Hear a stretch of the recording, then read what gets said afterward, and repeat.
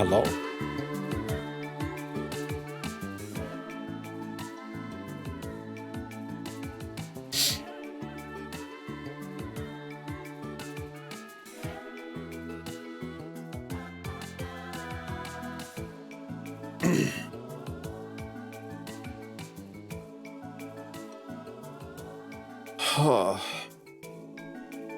Half of me said I didn't want to do this today because I woke up with like a raw runny nose. I got the humidifier running. I'm drinking plenty of water. I'm just going to be sniffling through the whole thing, so I apologize for that.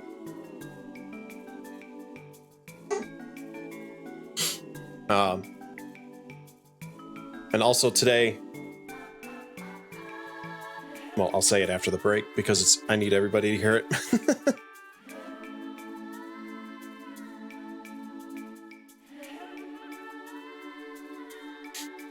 Oh, man. I guess this is a good time to check to make sure I actually have space to be editing with. Apples, thanks for the 2 months. Hi.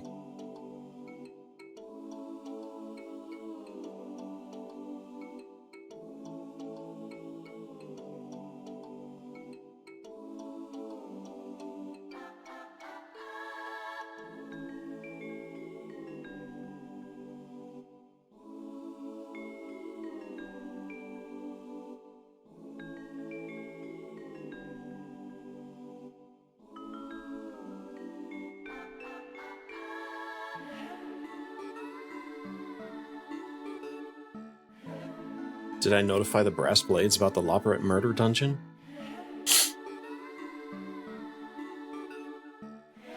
I'm not a snitch.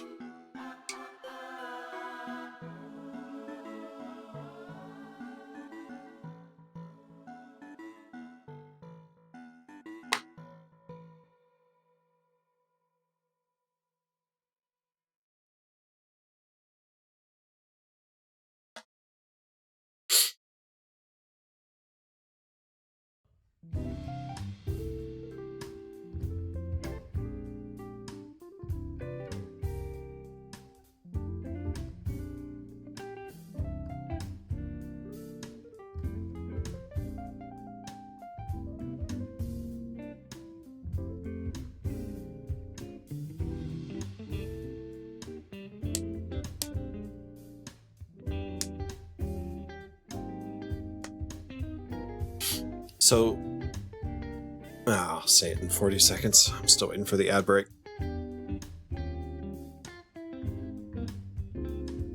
I'm not used to talking during editing, so this is going to be weird for me.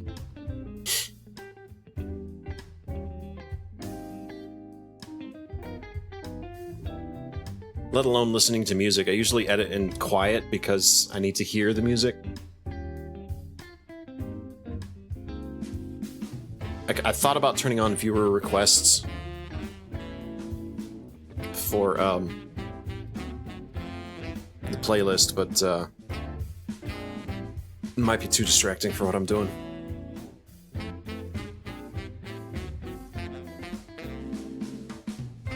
I don't know. We'll see how it goes.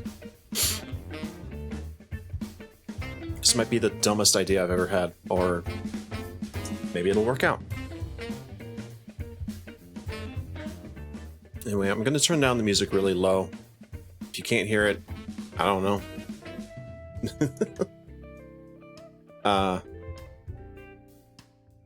But yeah, okay, ad break's over. Let me get started on what exactly is going to go down today. I'm just editing. And I hope to turn this VOD into a tutorial about how I edit down my VODs, so that people might, I don't know, glean something from it. Or maybe not. Maybe I'm just like being all self-important or something. But I learned DaVinci Resolve in about a month, and I'm still learning stuff from it. And I hope that other people can pick up on what I'm about to say.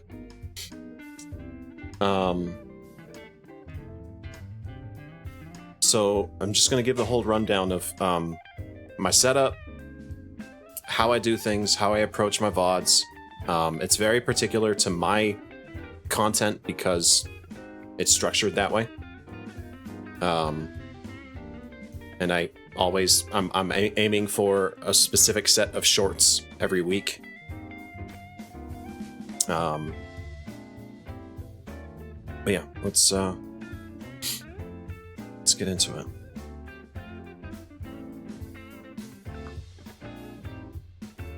Okay, so I'm moving files right now because my local disk is getting a little bit full, but I have an SSD which I write my files to.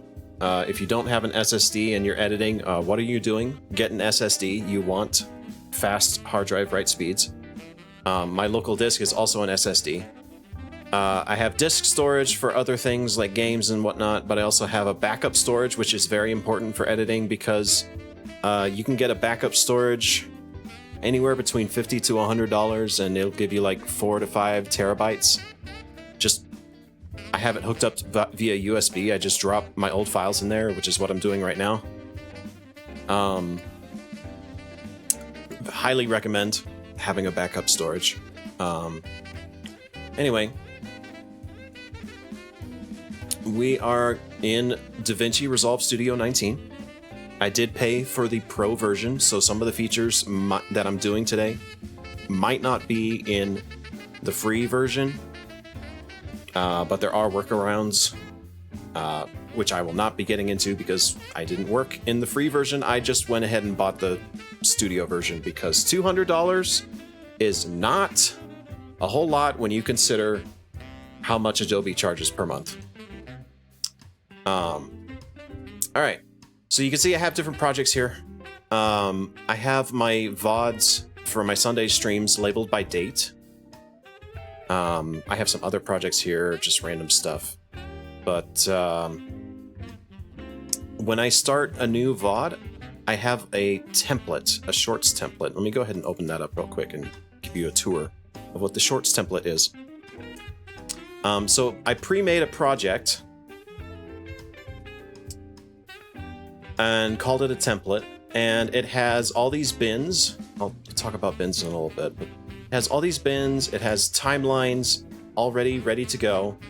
And it has different things that I know I'm going to use, like specific text, like the housing tours end text, the housing address text, which I already pre-made, sound effects, or at least a folder for sound effects, assets, like this fuzzy dark background. I'll talk about that later. I have compound scenes, which I'll talk about in a bit. And basically all of these bins up in the corner here, I don't know if you can see it, but yeah, you should be able to see it. All these bins up in the corner here are set to different media types so I can organize. But for the most part, when you click on the master, it shows all the bins as folders right here. And if you can't see this window, it's the media pool up in the top. But bins are great. Bins are fantastic. I love bins. And there's another type of bin called power bins. And power bins are bins that you can set up that apply to any project. Like, basically, it's just sorting shit that you always use into a power bin, and I can just take from this power bin and like grab it and slide it into my projects bin, and that will always show up. Yeah. So if you're not seeing power bins,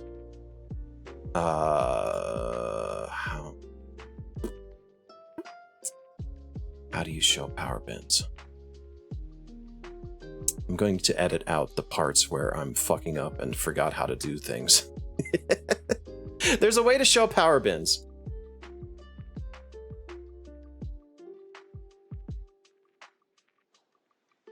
I might have to get rid of the chat too. I forgot about the chat. Let's move the chat down here for now. Actually, no, over here. should be fine. Okay. But there's a way to show power bins. Let me find it. Power bins. If I don't know anything, I just Google it. DaVinci Resolve. To create a power bin, show the power bin area in the bin list, and then right-click within it to add a bin. How to view power bins. So if you're using DaVinci Resolve 18.1 or higher, you might have noticed that something is missing. And what is this missing thing? Well, quite simply, it's your power bins. So if you go here to your bin list, turn on the toggles, you'll notice that there's master and smart bins. And before, if you wanted to see your power bins, you could go up here to view and then show power bins. But in this case, that option is view here. So where did it go? Oh, yeah, where did it go? Buried here under these three dots. If you click on it, oh, you'll now see the same option, show. Okay. So to show power bins, you click on the three dots up here in the corner and say show power bins. Sorry, all of the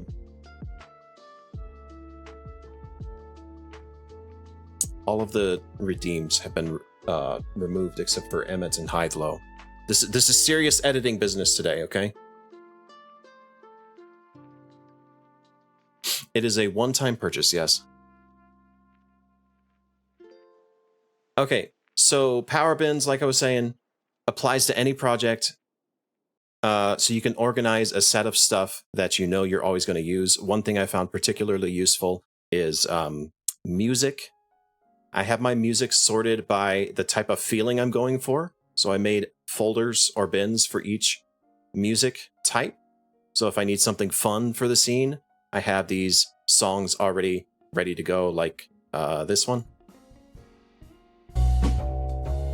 Can you guys hear that?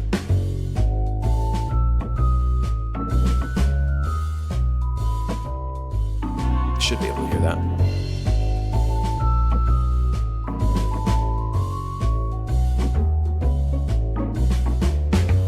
Okay, cool. So yeah, I have some for dance music.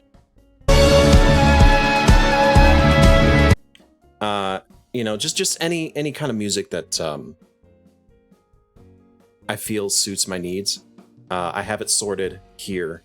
I have way more on my inside my music folder, but I don't have time to sort it all. So like, I'll just pop it into this as I work, and this folder like steadily grows. Like, so I have like fun, suspense, meme, dance, easygoing, battle, hopeful, unease, just different feelings I'm going for, vibes that I'm going for in the edit.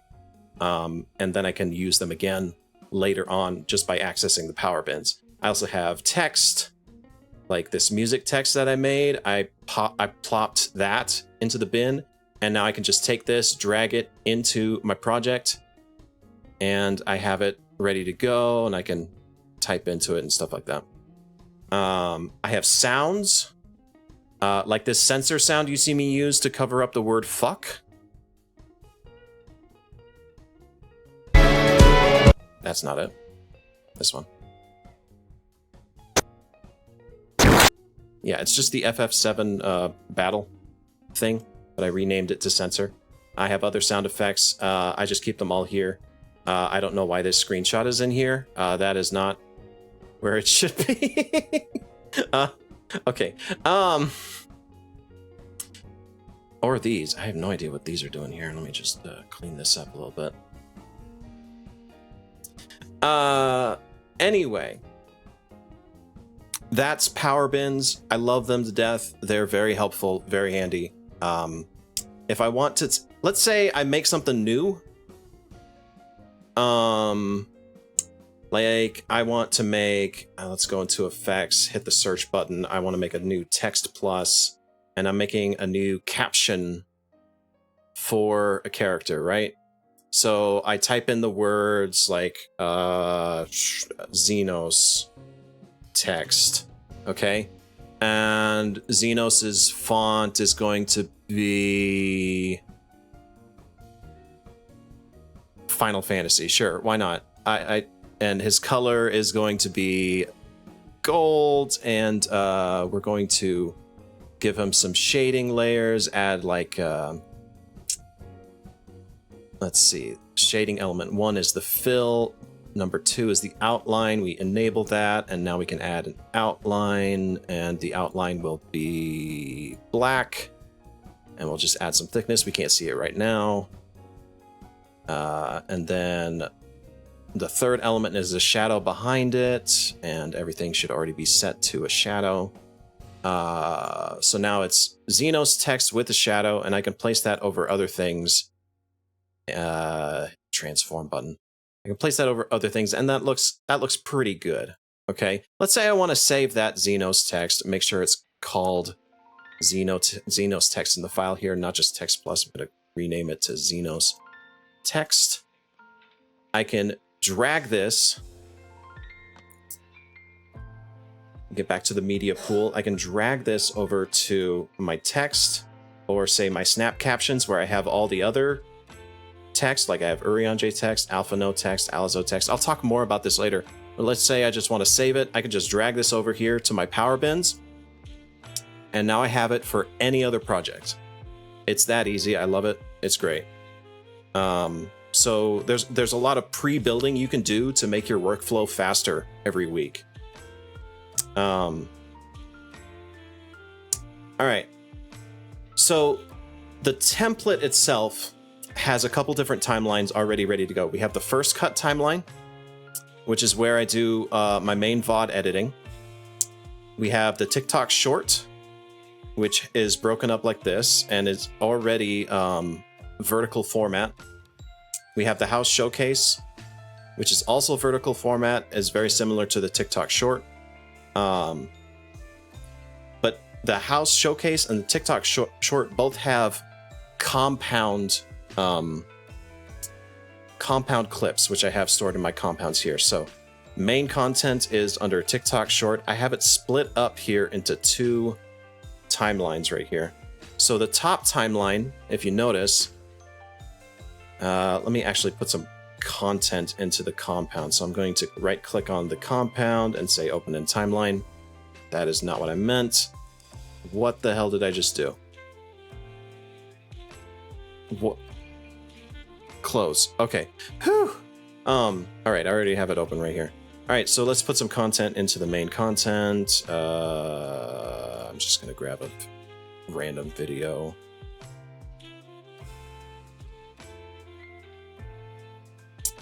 Yeah, this one. Why not? Okay, so I have this clip right here. I don't know what this was. I think I was just recording a sound effect. In the TikTok short that I set up, it now splits it into 2 different views, which is what you see when you in that the Twitch does when you go to export a TikTok or vertical format. Twitch does the same thing, but I have basically what I did was I took the main content, turned it into a compound clip, and you can do that. If I go here and I say decompose in place, it takes the clip and it just, or I can take it and I can say new compound clip, and it makes it a compound clip. The reason I do that is because it's like, God, I already forgot the term for Adobe. A nested scene, a nested sequence. And when you have a nested sequence, you can apply edits to the whole thing. So I'll talk more about this, but basically I have it separated into 2 different views. The top one is for the corner where my avatar usually is. So it's basically zoomed in to just that right there. And if I want to zoom in a little bit more, I can make some edits right here. Or if I want to say focus in on something inside this view right here, I can zoom in down here. And this is already set up. I don't have to set it up again every time I start a new project. And that's why I have a shorts template. Anyway, we're gonna close this. Okay. Now when I start with the shorts template. I hit Control copy, Control paste, make a copy of that. I take this copy and I rename it. And I rename it the date of the last stream, last Sunday, which would be the 6th. So 4/6/25. Okay, and then we open that up. Have more freedom of edits instead of just making what you make with the portraits from Twitch. Yeah. I have way more freedom there. And you can set up this however you like, but as you can see, because I accidentally saved, it auto saves. So the shorts template already has this clip in it. I'll have to go back and remove that. But anyway, here's what I do first. I go into first cut, or actually, yes. I import my VOD, which I have located over here. 4/6. I actually have 2 clips here. I think it's this one. It's the bigger one. Okay. So this is the entire VOD from last Sunday. 6 hours long, huge file. We're gonna break it down. Before we do any shorts editing or anything like that, we're just going to break it down into chunks. And this is my first pass. I usually do this on a Monday, and then I pace myself maybe like 1 short a day afterwards. So this usually takes about 2 to 3 hours or so. So I'll have the first cut here, but notice how I have them all in different tabs. And if you're not seeing this, you go right here to this button and click Display Stacked Timelines, and you can see these tabs for the different timelines that I usually use. I'm actually going to get rid of first cut here, and I'm going to set up a second timeline underneath this by going to this plus button over here, and then select a new timeline, first cut, right there. So now I have 2 timelines on top of each other.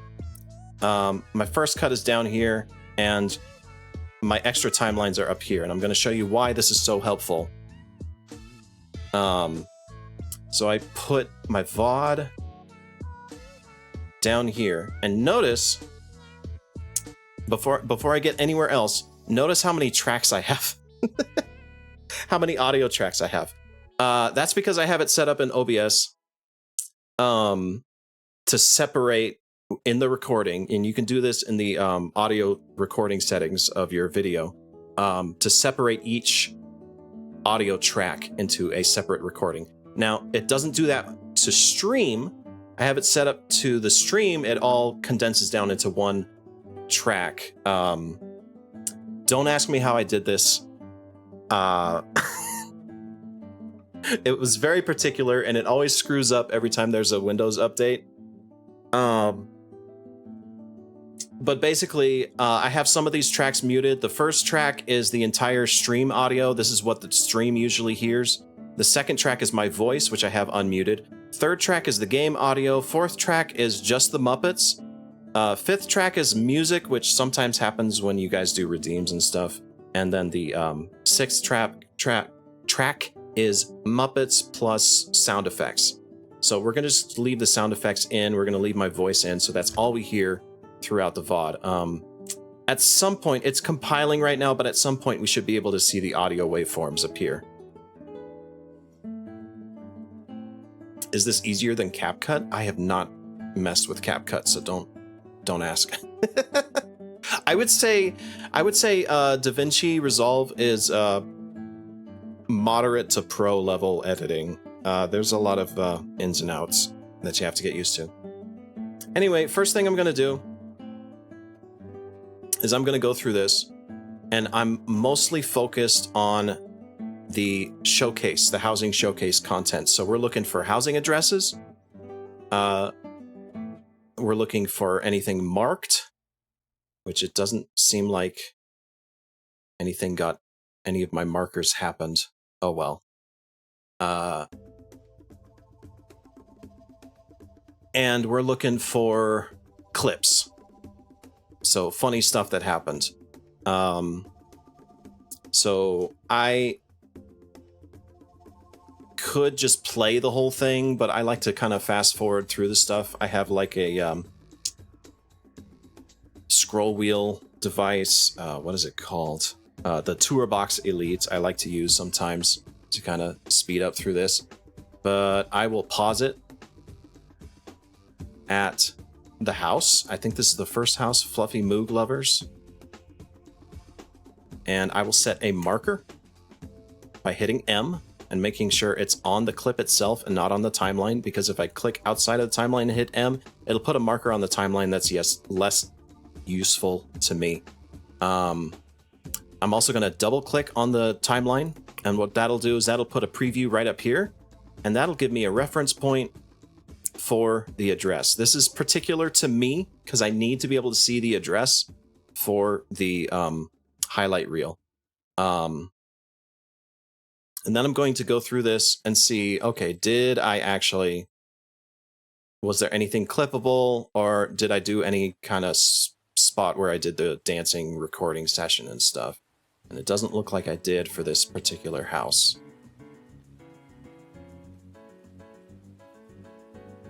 Okay. Oh, okay. We have Hildebrand. Hildebrand showed up. Right. I forgot about that. So in the case like this, I'm not even going to worry about the context of it. If I see something that looks like it could be funny, I'm going to create a new timeline. I'm going to name it something particular. Hildebrand appears, whatever. Create that. I'm going to put that timeline up here by hitting the plus button, double clicking on that.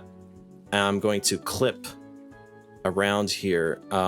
I have my cut razor tool set to C on the keyboard, and that makes it easier. It's the same in Premiere, I think, but you have to in DaVinci it's a different button. So I set it to C because I'm familiar with C. So I cut around this particular whatever's going on here. The guy just appeared. I forgot about that. Basically, my rule of thumb is if it makes me laugh, it might be worth a TikTok. So I just toss it up in there, and then I forget about it, and I move on.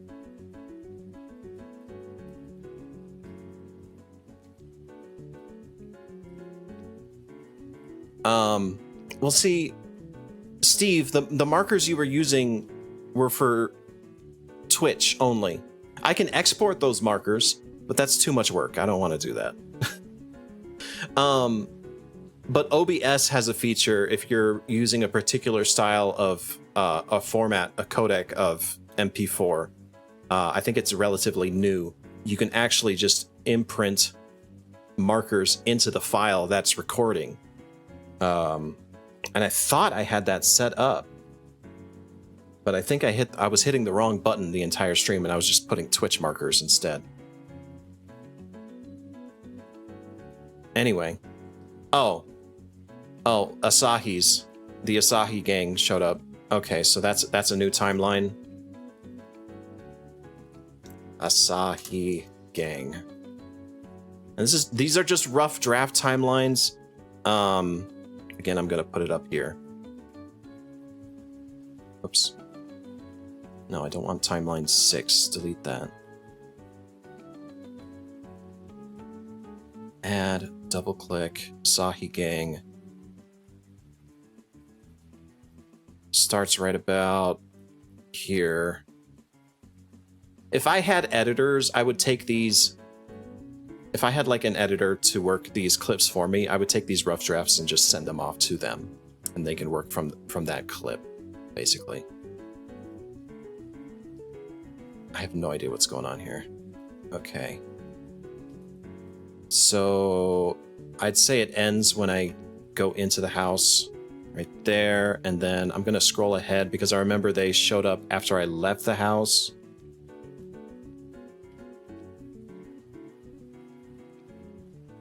Like right here. And then Zeno showed up. I don't know what's going on there. I'm gonna look at it later. That's a rough draft. We're gonna leave it alone. Okay. There was a point where I look at the house. I hit M for the marker for the address. I double click to get it into this viewer right here. And if you don't see this viewer right here, there's a button right here in the corner for double and single. I like to leave it at double, so I have that preview window of that particular clip. And then what I'm gonna do is scroll, scroll, scroll until I find the part where I was recording.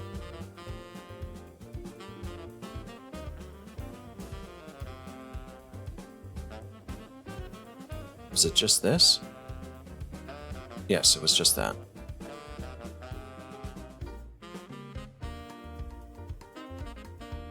Okay. C. Scroll forward a little bit.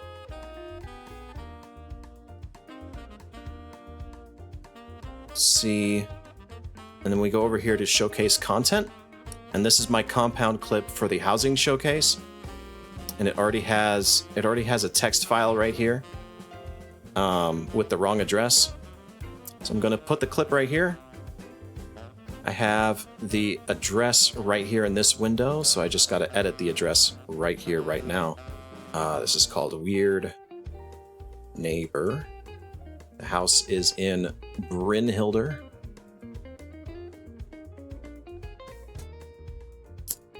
Goblets, Ward 16,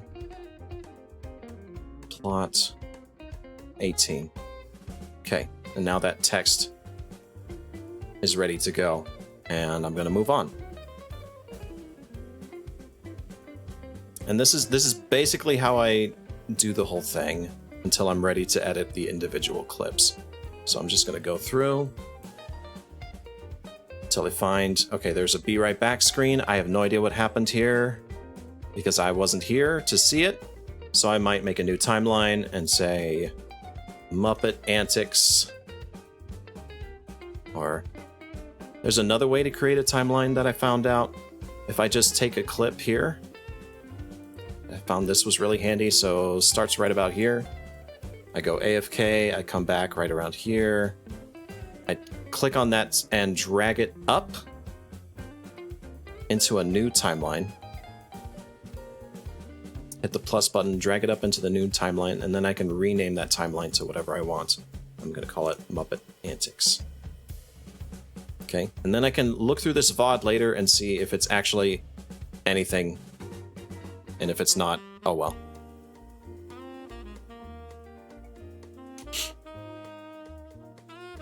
Ad break. Okay. Okay, next house. This is where it's going to get boring because I have nothing else to explain. I'm doing the same thing over and over again. So if you have any questions, please feel free to ask.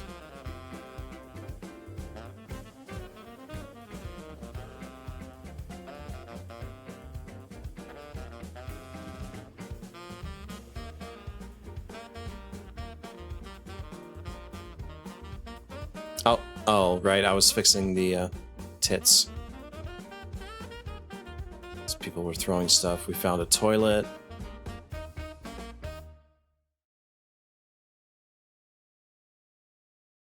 Oh, yeah, this scene right here. Cut right there. Finish off right there. Round housing showcase.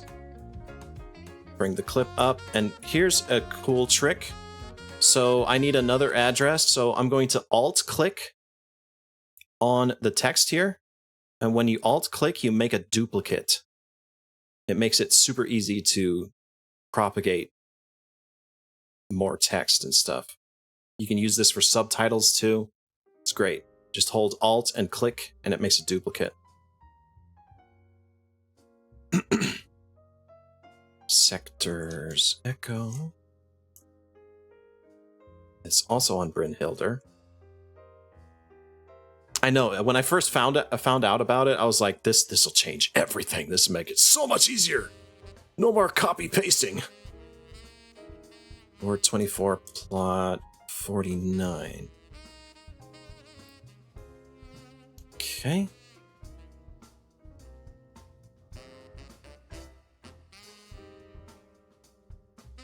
Yeah, it's wild to me how much of these hotkeys apply to other programs too. I'm just like, oh, I can just alt-click in this program and it creates a duplicate there too. Cool.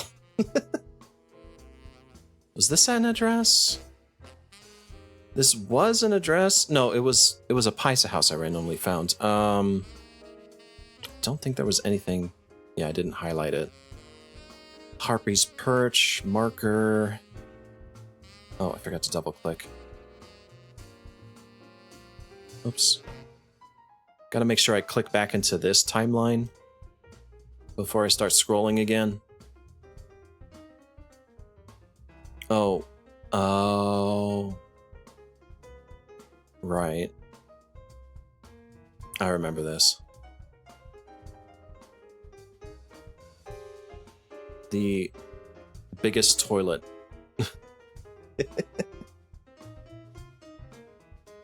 Remember, I have access to autos. If I have access to auto-generated subtitles, so I normally have to copy subs over and just edit the text in them. Yeah. I do auto-generate subtitles, but I have to edit them so often that I just find myself making duplicates all the time.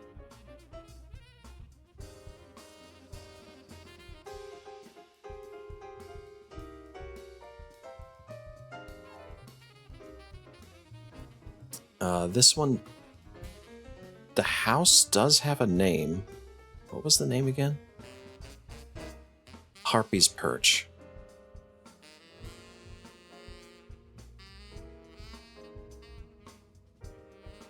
Address, still Brynhilder. We're in Mist. Ward 4, plot 10, room 3.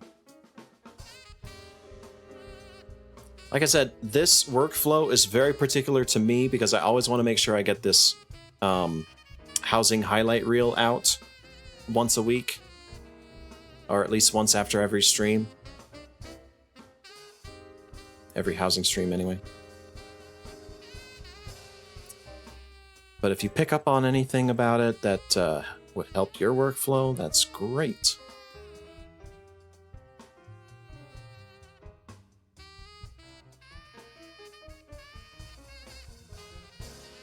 Oh yeah, the really funky couch.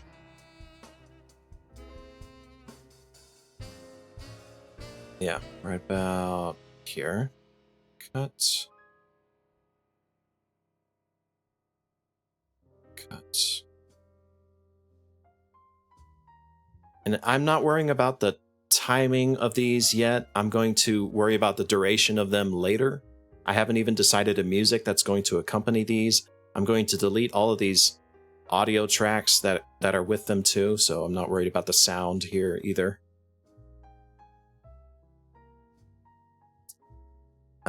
This is Tranquil Garden.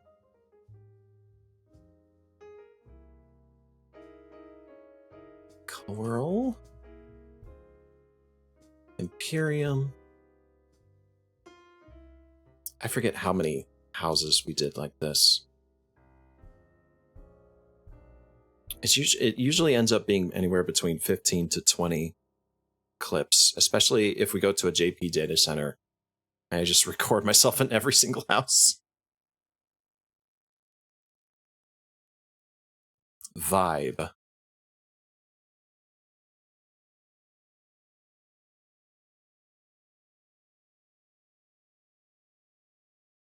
Oh yeah, the polka dot house.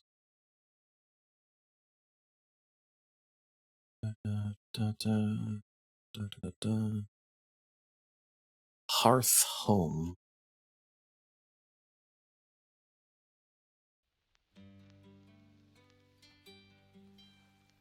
Right.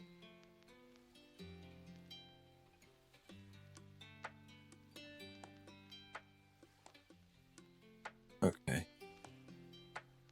Sex dungeon.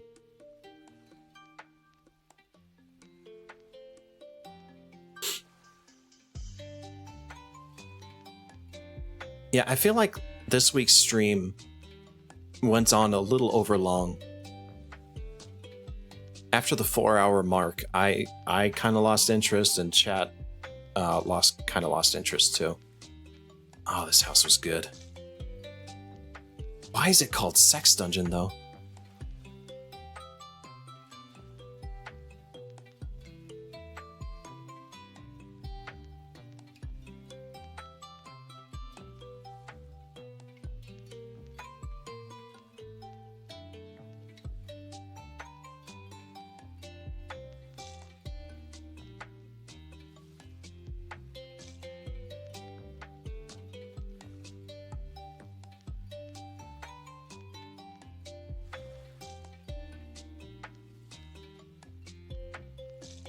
Yeah, it's weird. It gets to that, like, I don't even realize that there's still like 100 people watching, because it feels like with how many people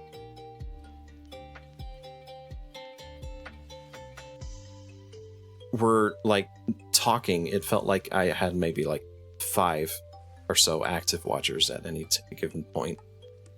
But I think that's just the way of things.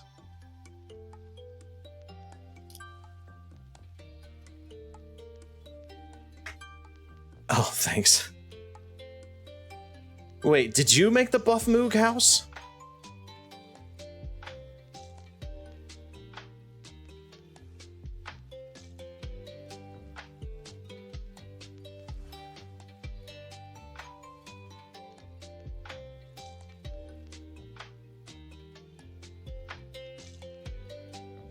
Yeah, that's what I was thinking, Scribble is. That's your house and your Moog? I don't have my avatar out, so I can't get real close to the screen, but who hurt you? Why would you do such a thing?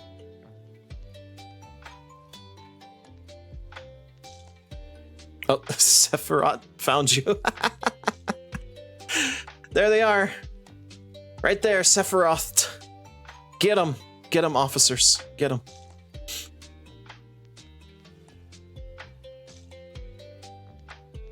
I don't know if I want to turn this into a bit. It's fine. It's fine. People didn't hurt me. I hurt people. Mods, notify the police. Call 911.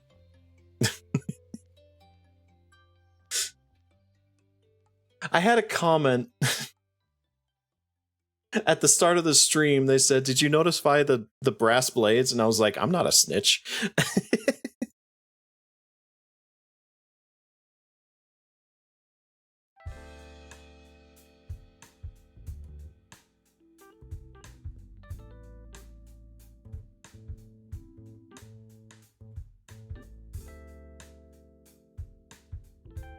Oh yeah, I loved the wall in this one. Oh, did I not? Did I not grab a shot? I didn't grab a shot. Elena, as someone who has destroyed several worlds, you need the 12. Why did you show up behind chat? I'm sorry.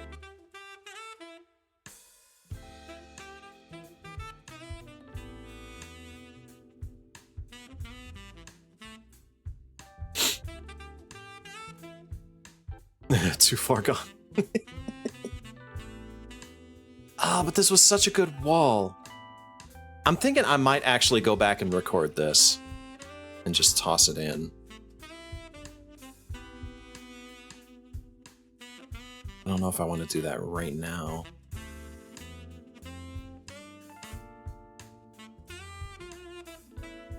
Where is this coral?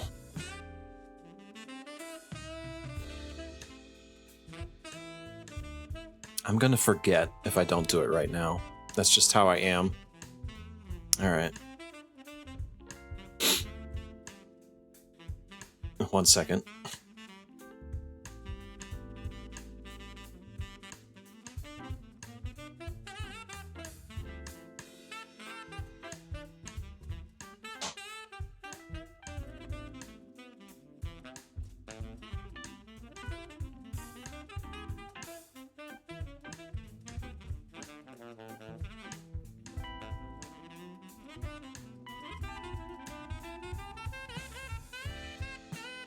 Don't you hate it when you're putting in your OTP and it changes on you while you're putting it in?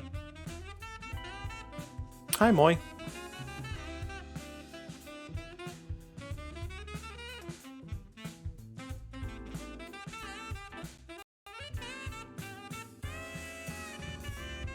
Dear God, where is everyone else? Elmo, did you kill the Namozu? No, they're just on vacation. Don't worry about it.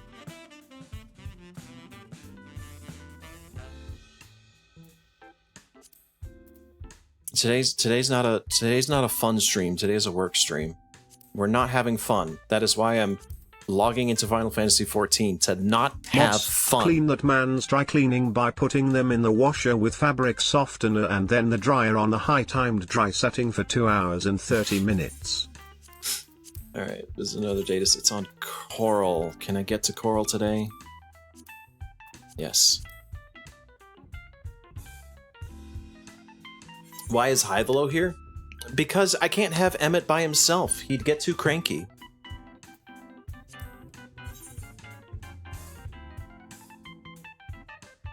That'd be like having Abbott but no Costello, you know? You just don't do that.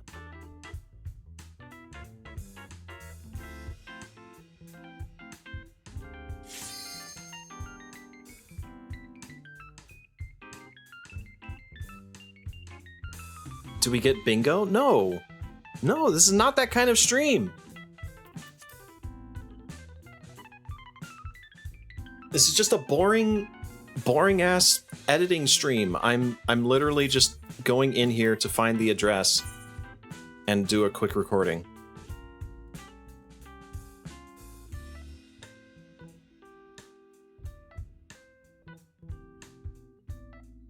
Do we get Jenga then? I don't know how to do Jenga in Twitch. You don't have to be here. If it's no fun, hit the bricks. Mods, mow that person's lawn at 2 AM tonight. Relative time for asking such a question.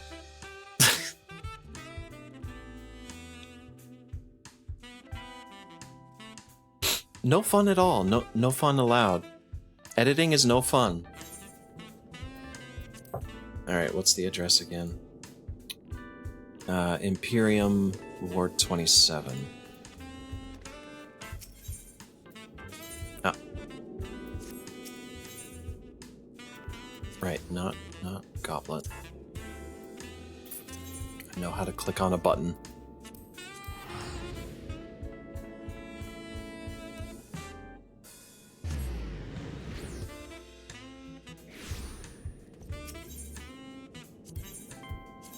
Yeah, this is a DaVinci editing stream, so if you have questions about DaVinci, I'd be happy to try and help answer.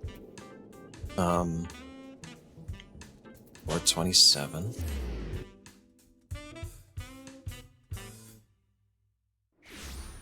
Can we go to... No, you can't go to Wendy's! This is an editing stream! What is wrong with you people?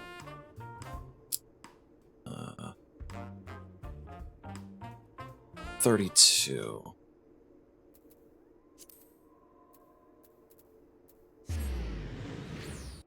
Thanks Relika Huseosora for the 250 bits. Thank you.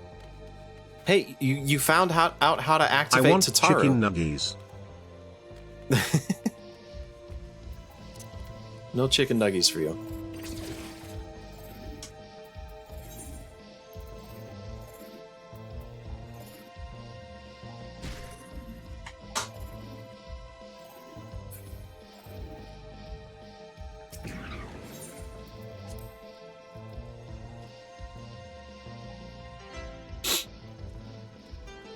Here it is. Cool.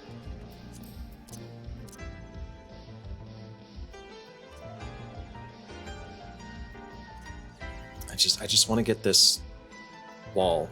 It's a really nice wall. Alright, I'm gonna hide chat.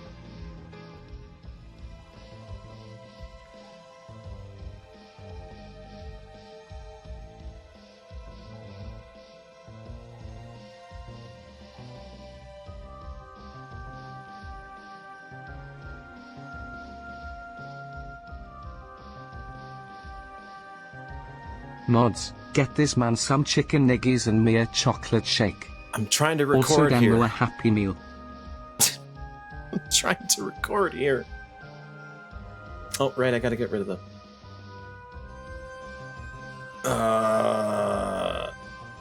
There we go.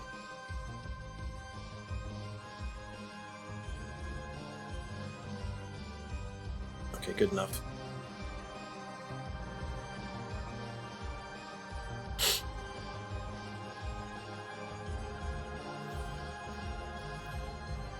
All right, we're done. We're done with this game. For now. I can't be running the game and editing all and streaming all at the same time. Oh god, did DaVinci crash? Okay, good. That should show up right here. Just plop that down into the video bin. Plop that down right here, and then I'm going to scroll. And I have a shortcut called ripple delete that I map to Q and W. This would be a good time to show you what that is. Let me go to, because this is not set by default. So I go to keyboard customization under the DaVinci Resolve menu. I search for ripple.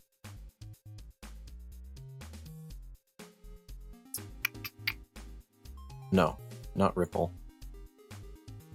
What is set to Q?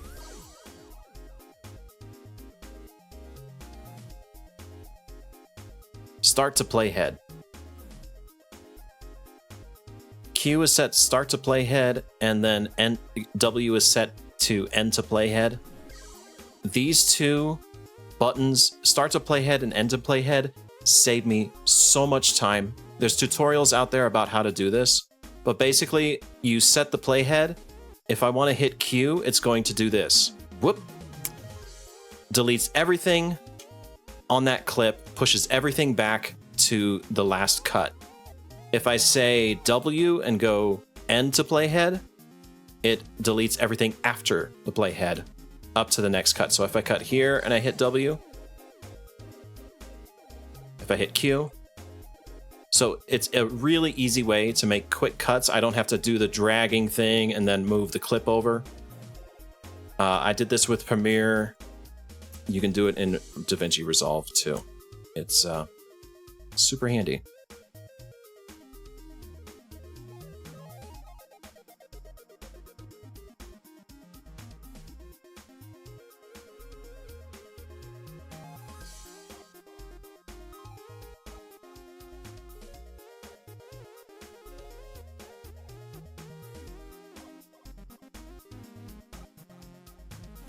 Yeah, no, I'm telling you, it's the best.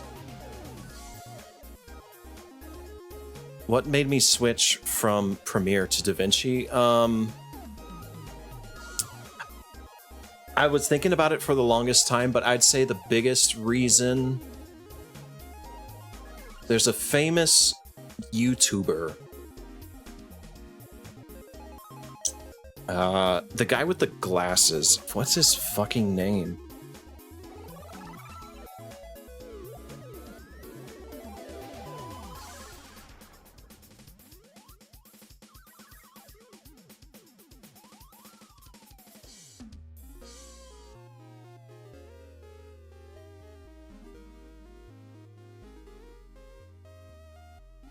What is his fucking... Is Doug Walker? Doug Walker. No. Not the Nostalgia Critic. What? Shit. He edits himself into this really cartoony style. He's like a Newgrounds guy. But he uses his actual face, and he'll like bend and morph his glasses in like this really cartoony way, and it's fucking amazing. James Lee? Yes, James Lee. Okay. James Lee did a video recently where he basically did everything he used to do in Adobe, but he did it in DaVinci Resolve. And he made the case for like why that was amazing. And I was like, holy shit, I should just quit Adobe. I should just quit Adobe and just like force myself to learn DaVinci Resolve. It took me a month, but I did it and I'm not looking back.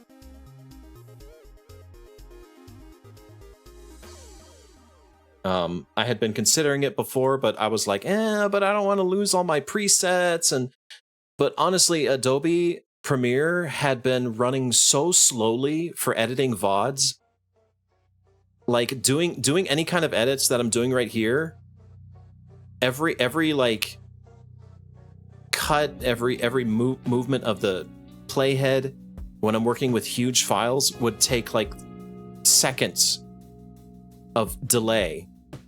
And editing was just such a pain. But here it's nothing.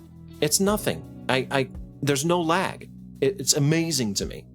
Like, I don't know what was wrong with my computer and Adobe to make it like that, but here I have no issue. I'm scrolling just fine. It's a 6-hour video. It doesn't care.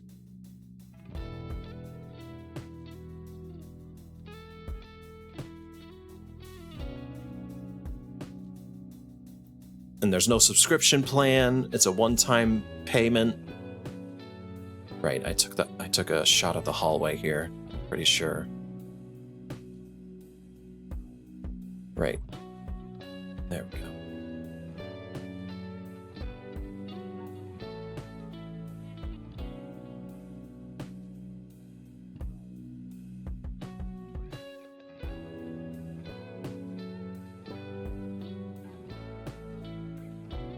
Trying to scroll all the way to where the UI shows up again. There it is.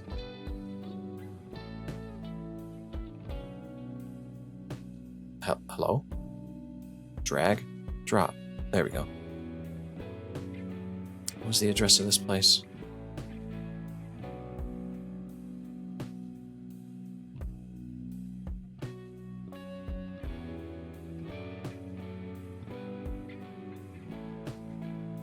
Like, DaVinci has these... Like, DaVinci is most known for its color management page, which looks like this. And I'm still learning this page. Like, let me hide the chat for a sec. These wheels right here are so fucking intimidating. But I'll get into it today because I'm going to do some color correction on this highlight reel. Very basic. But for now, we're just getting through the rough edit.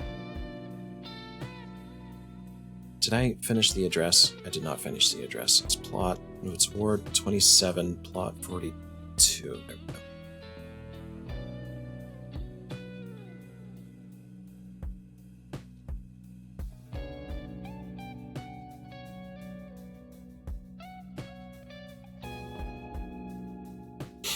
There's a guy who does a lot of YouTube shorts, and he always starts his YouTube shorts with DaVinci Resolve, but for noobs. And he's like the best resource for learning DaVinci Resolve right now.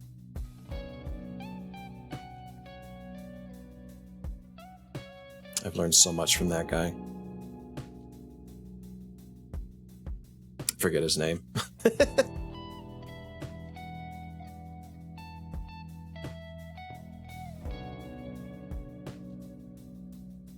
Still in Ward 27.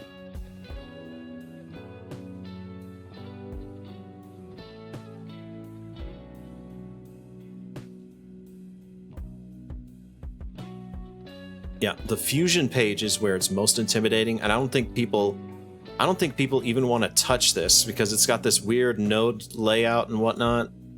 I only ever go into this if I want to make a really specific effect. Otherwise, I don't touch it myself either.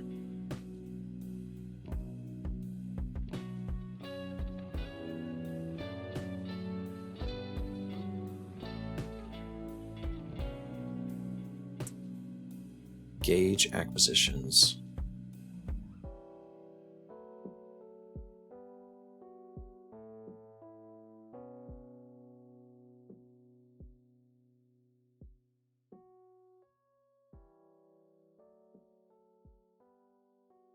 Oh, right, the workout room. This should be in the reel, I think. Motivation, right?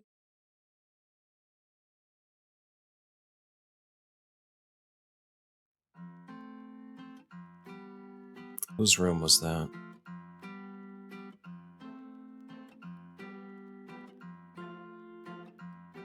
Yes, this one.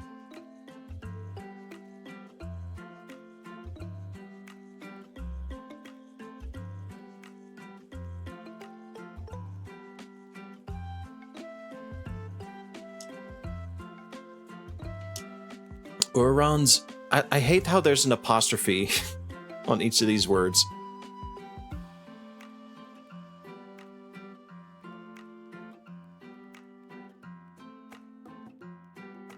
Oh, still on curl.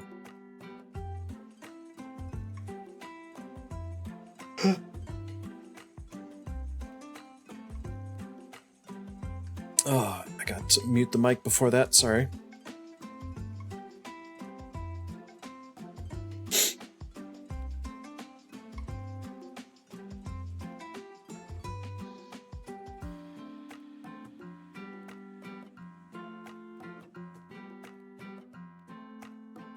Tried using Fusion page to make an arrow. Oh! Thank you, Monica, for 3 months. I appreciate it. After the hour mark of it, I just drew my own arrow and imported it. Yeah. Yeah. It's not intuitive for motion graphics at all. That's where Adobe After Effects has a one-up on Fusion, is Adobe After Effects is pretty intuitive. Like, it doesn't take a lot to figure out how things go. Fusion is its own beast. It's weird, but it's so powerful.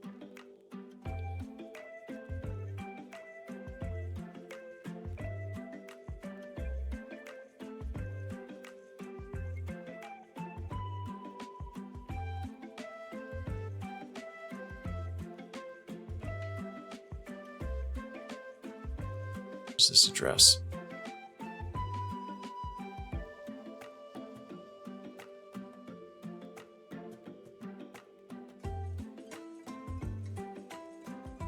Did I not record inside the Lavender House? Oh, I guess I didn't. Darn.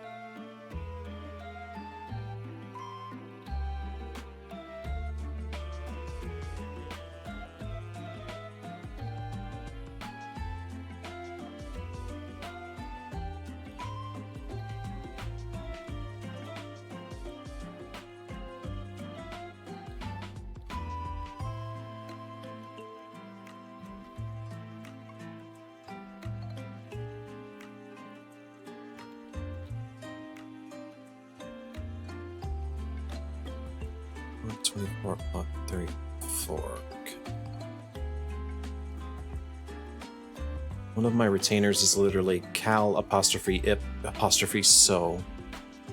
Wow.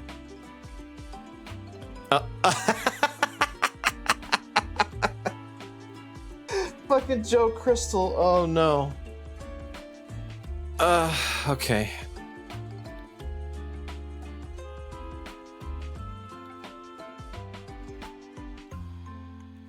He's right behind me, isn't he?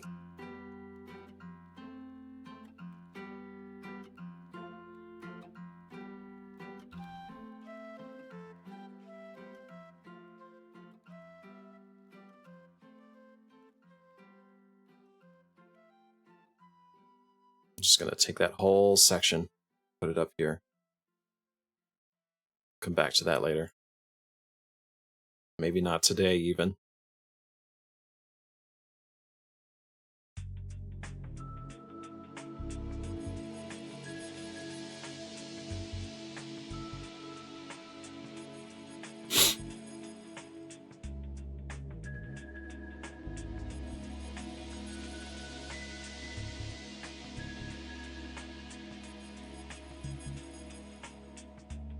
Did I not click on this house's address? There it is.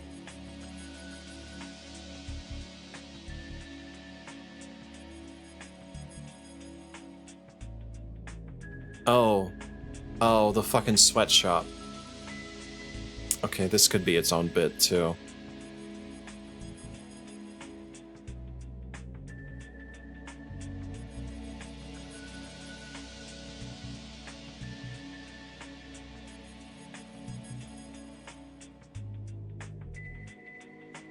Oh, and then Rock Manville shows up, and I fucking ignored him.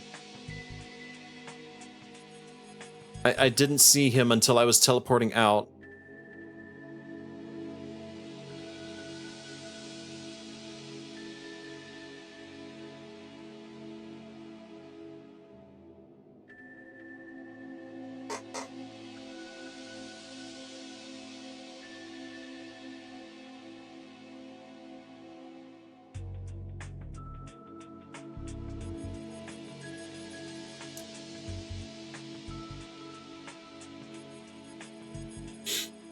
Unfortunately, call that timeline Lalafell's sweatshop.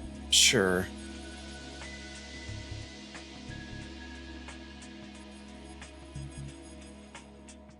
Okay, I wasn't able to get into Balmung.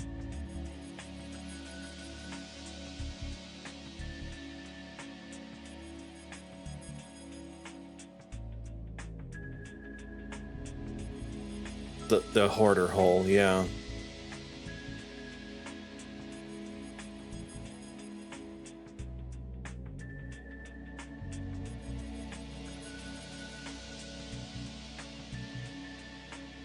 Yeah, this is right around the 4-hour mark. This is where people started tuning out.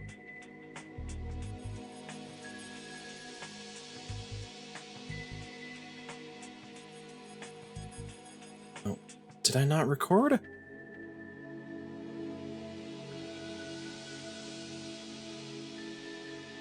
Oh, I did, but then it was interrupted.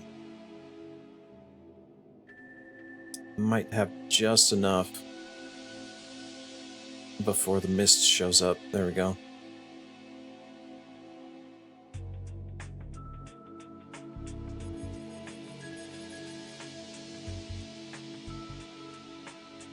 Oof, that's a short clip. It should be fine, though.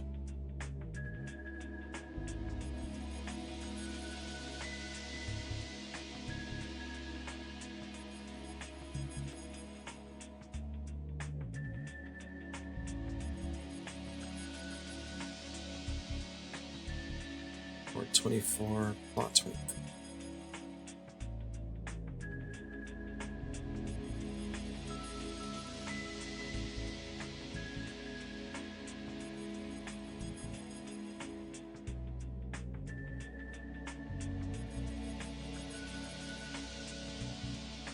The creepy dollhouse.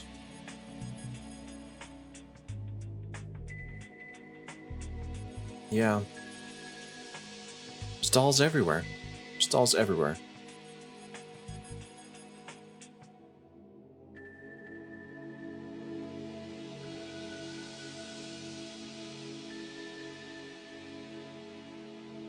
Shit.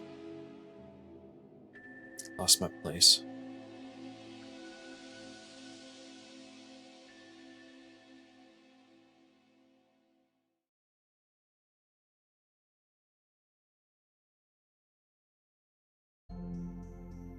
That article you posted on Monday, it's really cool you're featured like that. Oh, yeah, that was a fun interview.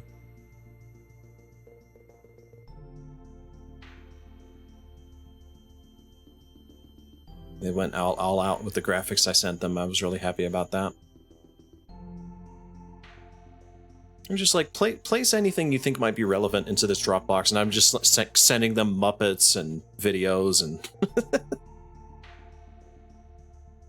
Here, have fun with this. Screenshots of my VTuber being silly.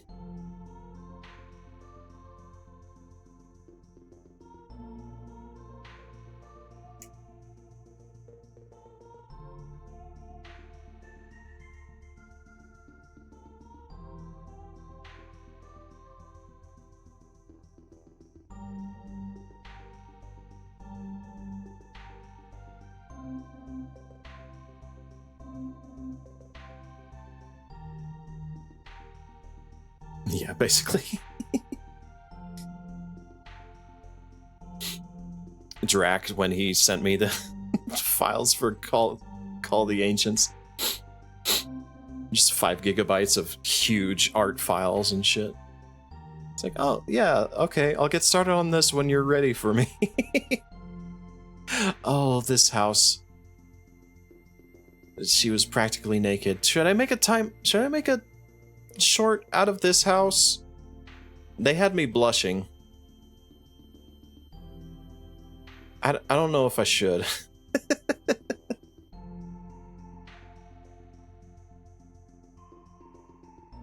It's a very cute house.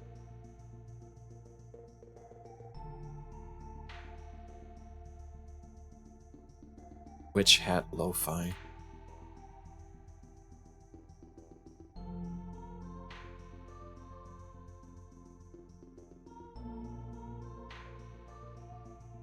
Flip a coin.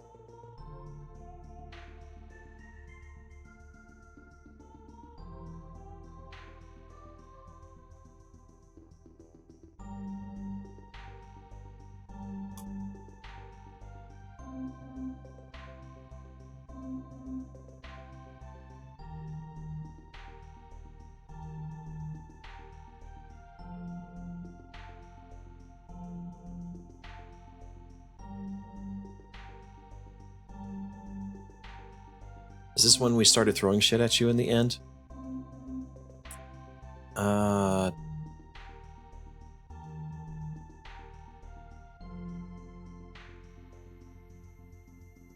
Maybe?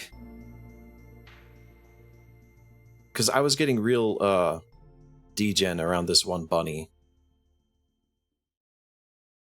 Oh yeah, right here, hang on.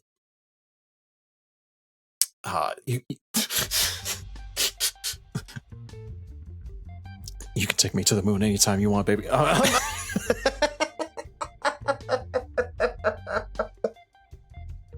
Okay.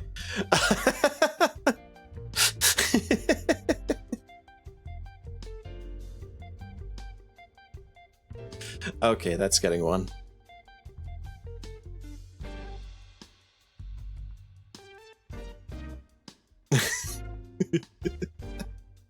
Let's just take this whole clip here. I'll edit that down later.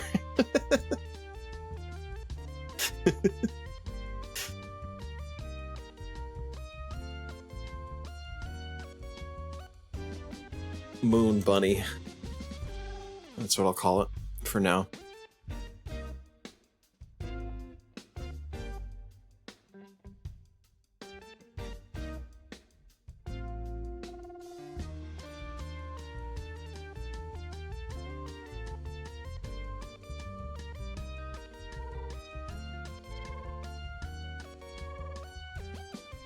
Train wreck. Oh, right, the train wreck.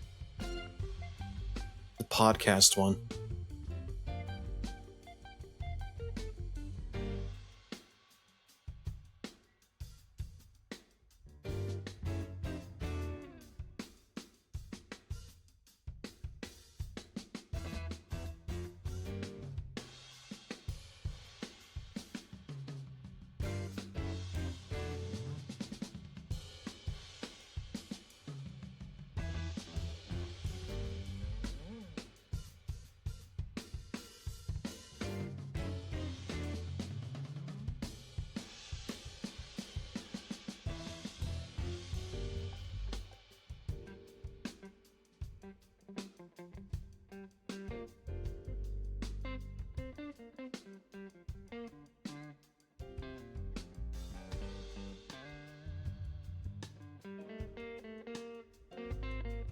Word 3, plot 60.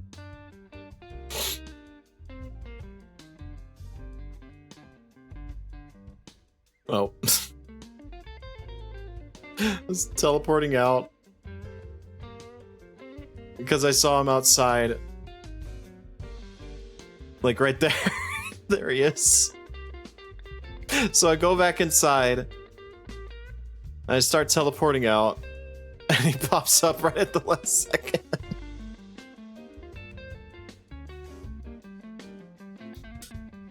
I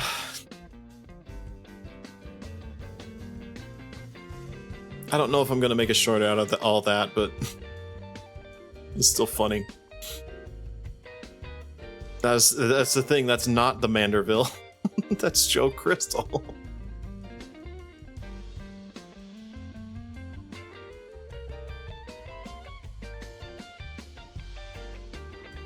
Oh, right, the Lego.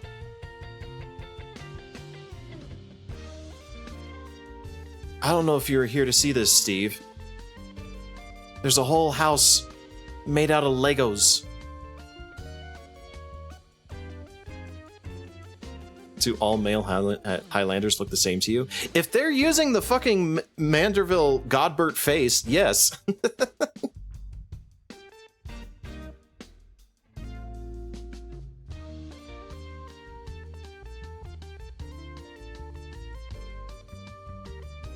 Let me make that bigger for you so you can see. This whole house is amazing.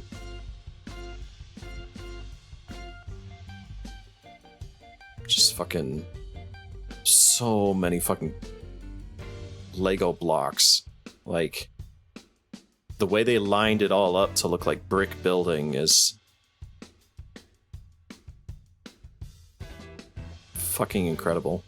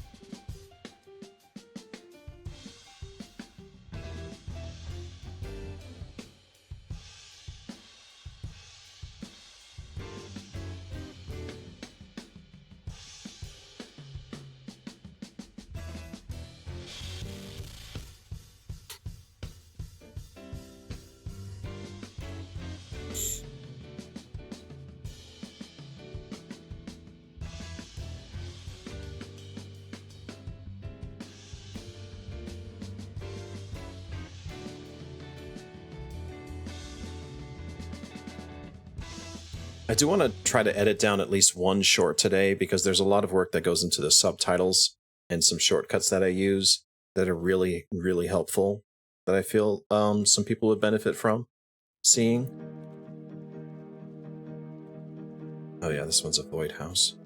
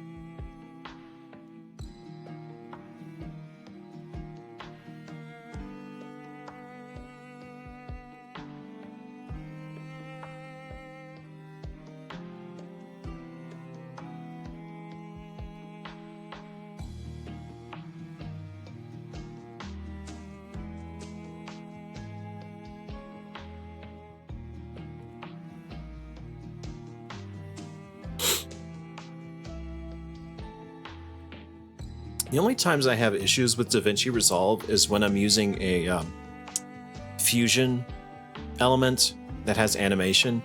These text files have animation to them, so I don't know if you noticed, but they take a while to load the keyframe. And it doesn't feel like it should be that much effort, but fusion projects can get really slow like that.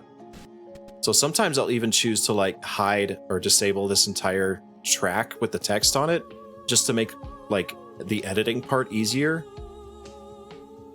because the preview, I mean, it doesn't affect the work I'm doing, but the preview can take some time to load. But that's the only problem I have with DaVinci Resolve, and I had that problem with After Effects, but like doubly so in After Effects. So this is actually a cakewalk for me.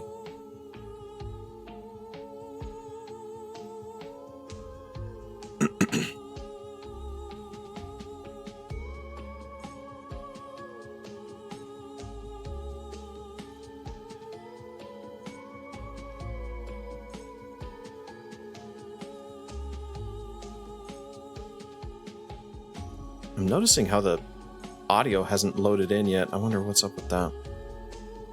I should be seeing waveforms by now, but I guess it's still processing.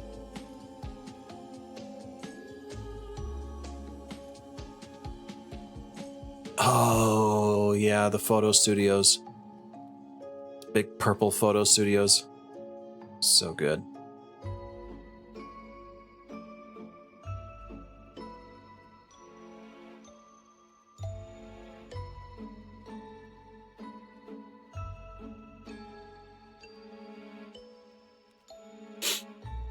I'm having a day. I'm starting off.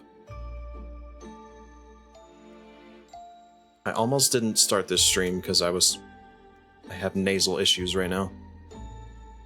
But I'm trucking on.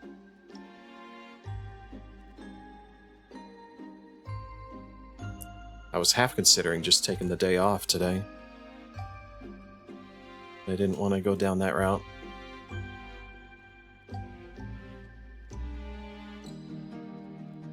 How big file-wise do your VODs end up being?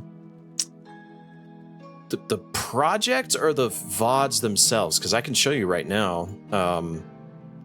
This VOD right here is 16.6 gigabytes. The one I'm using right now.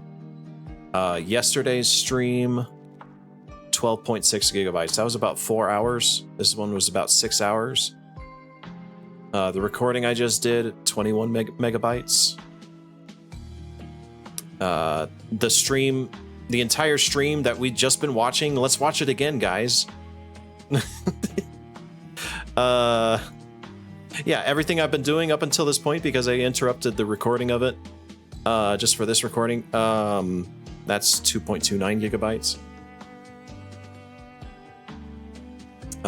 The only way the reason why it's working so fast, I would say, the biggest contributor is the fact that these are stored on an SSD. If you're not using an SSD, I don't know what you're doing with your life. Please use fast SSDs if you're an editor. Get off of those HDDs. Hard disk drives are the bane of editing.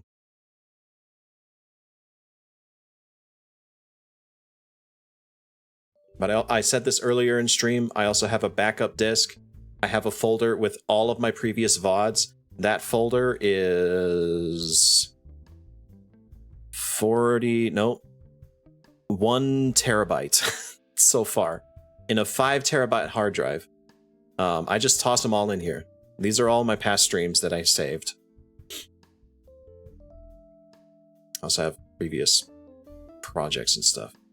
But get yourself a good, relatively cheap backup hard disk. I got mine from Costco for about $50. It was on sale. Jazz spotted it for me. Toss all your shit in there. Unplug it when it's full and just toss it in the closet or something. And forget about it.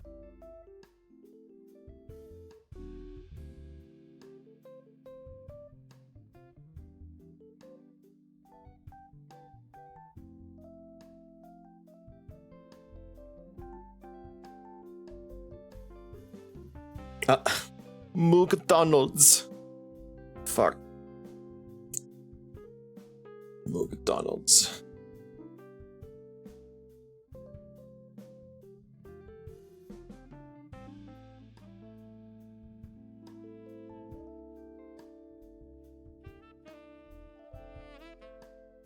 Trapped in the playpen.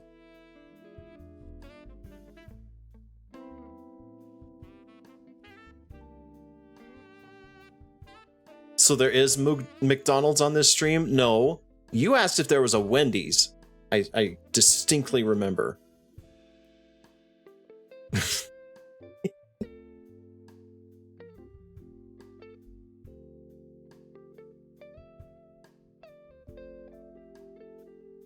Sir, this is McDonald's.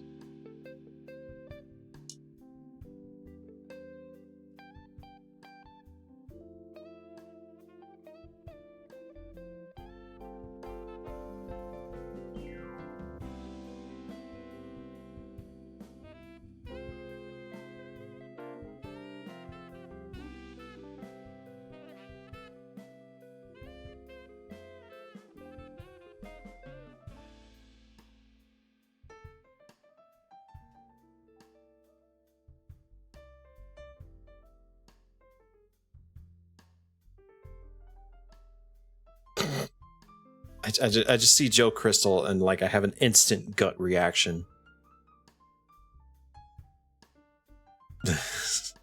Like, nope, I'm going back in the house. I'm going this way.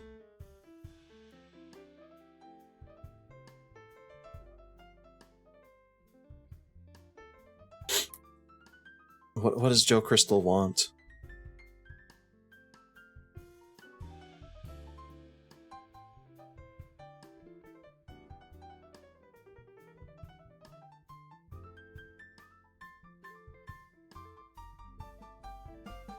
Oh yeah, the furry house. I was like, I'm not going in this house until you put some pants on. I don't trust that. And then we had the Paisa house, which actually turned out to be really fucking cute.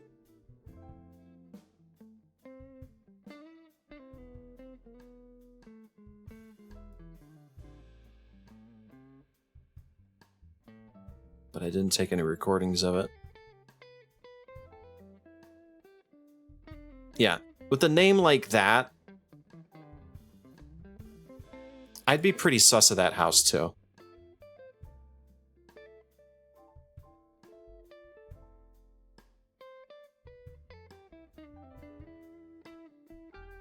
It turned out to be a pretty normal house.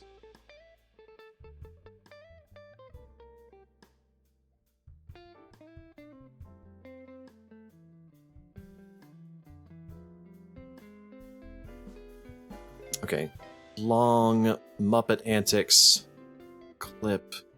And just go up here to the one I had already saved, and we'll just cut there. Cut here. That all in there. I'll edit that down later.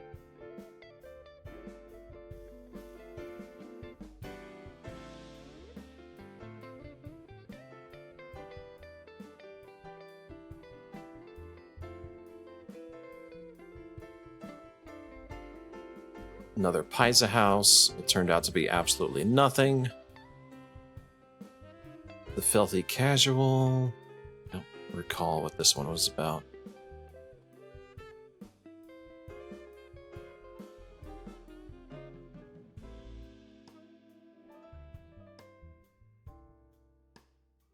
Yeah, see, I watched a YouTube tip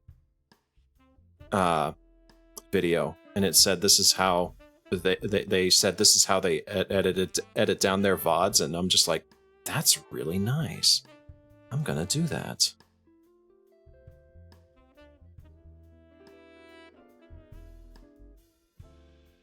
Oh no. Okay. This is the house where I went off the deep end. Okay.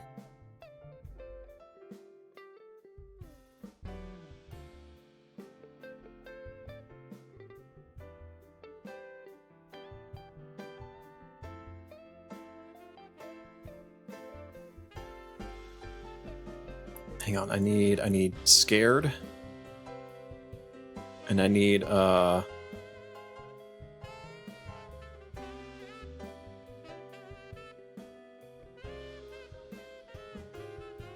deny, I think.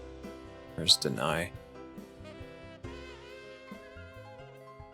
Yeah. One. Man, I don't know what you're talking about. I don't know, Joe Crystal. Why are you asking me? I have no idea. That means we know the jig is up. We know who you're with. You can't hide the truth from us.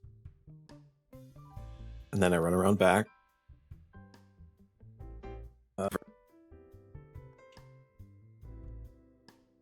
That's right. Put the cheese on him. Make him talk. Lying. He's lying. I tell ya, he's lying. And then back.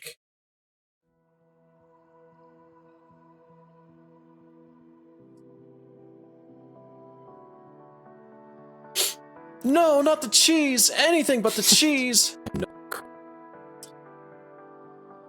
anything but the cheese. Over here, Rock Manville shows up. No, Joe Crystal shows up.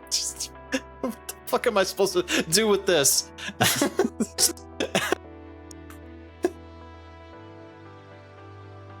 It was Rock Manville all along. It's like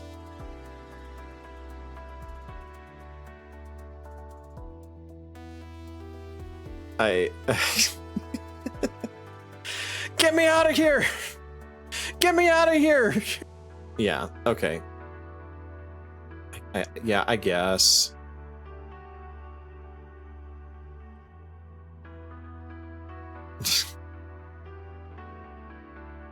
I'm just running on fumes at this point in the stream, and I'm just like, I don't know what to do with this.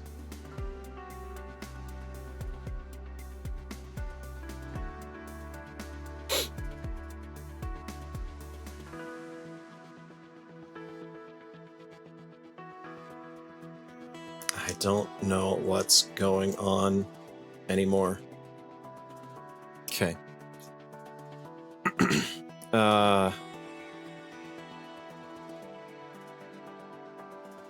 Academia Architecova?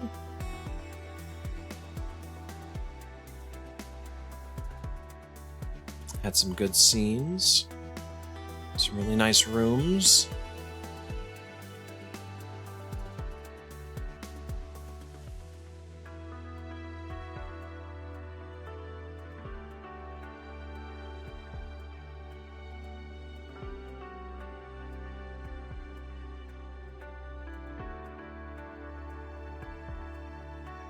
So you can see how many timelines are on my bar right now.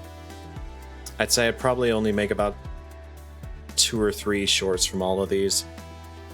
But I don't know. If I'm feeling... I'm going to go through them. Probably not today, but I'm going to go through them through the rest of the week. And break them down. And if I'm feeling it, after editing it down and it feels right, it gets turned into a short. If not, oh well.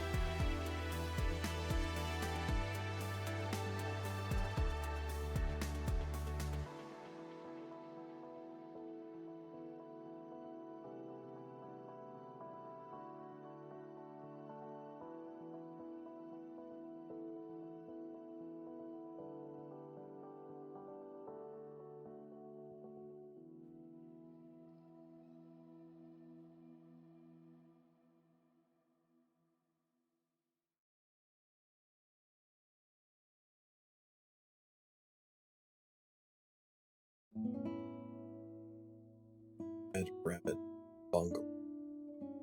Don't call.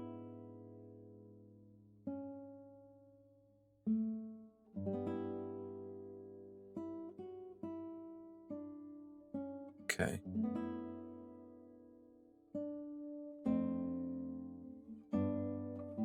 Yeah, Witch Rest Tavern was locked. Lopperit Shop.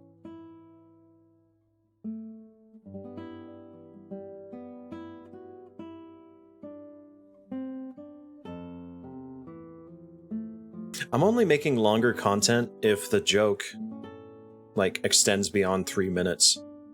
Like, the upcoming Jesse Cox video. That involved, the context for that involved the entire ward, so I had to showcase the entire ward. And that wouldn't work in a short format.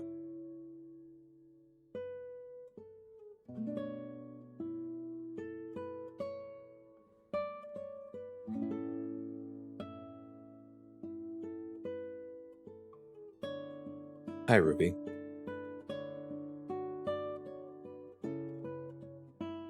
I feel fine. What's up?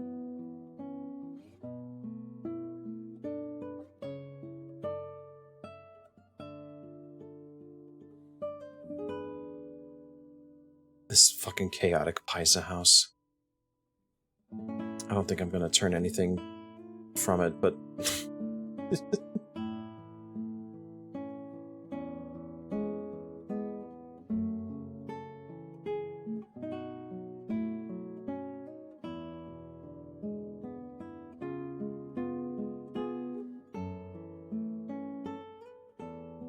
Instant Gaming leaked Final Fantasy IX Remake and FF Tactics Remaster.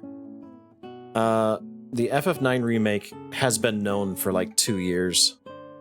There was like a list like 2 or 3 years ago that got leaked, and so far everything on that list has been true. So I'm not surprised about the FF9 remake. I want to see a trailer though.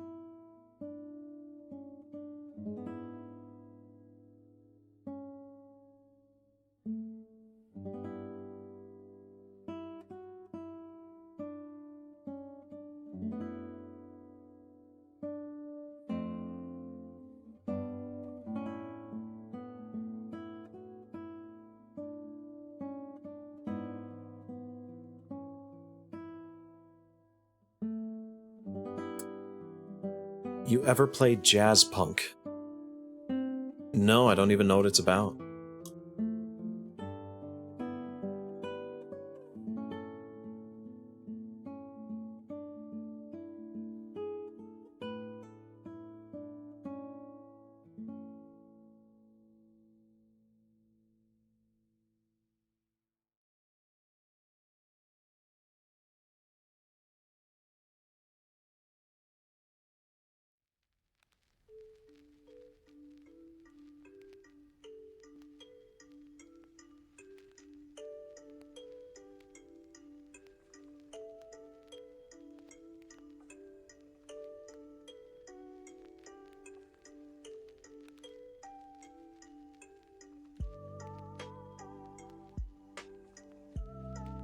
I think I'm running out of houses to look at. Oh, that's right. I revisited this house at the behest of Joe Crystal.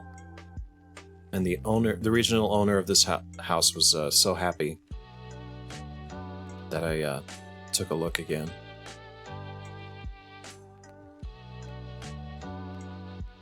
It was nice. Are we getting to the end of the stream? Siren's back room. Don't recall.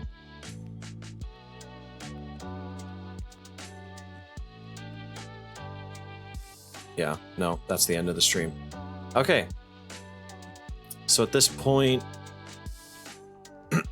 that's the entire VOD edited down with markers for all of the addresses in case I need to go back and double check something. And I can always come back here. So I'm just going to close out this timeline first cut. I'm not going to touch it again unless I need to. I can close it out by clicking on this X button over here. And now I have all of these timelines ready to go with second drafts of TikTok shorts and other possibilities. But first, I always focus on the housing showcase.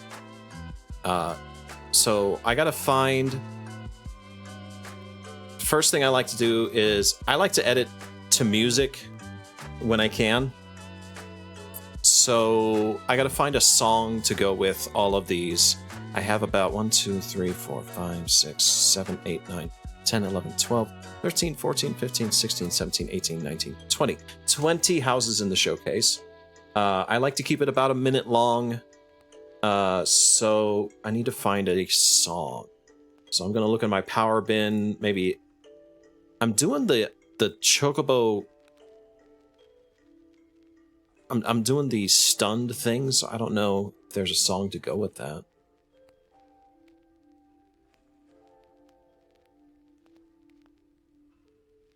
Jazz Punk is like what you were playing yesterday. It's a weird adventure game. I might give it a look.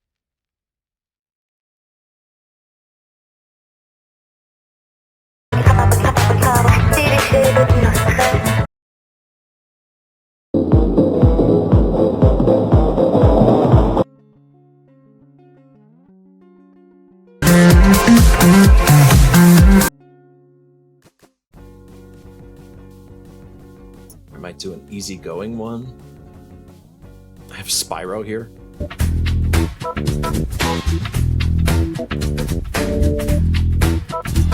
I could do a Spyro.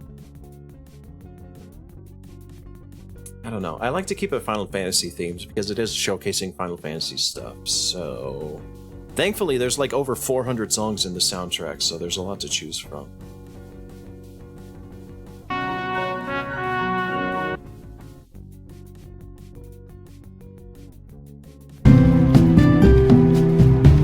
Samba de Chocobo.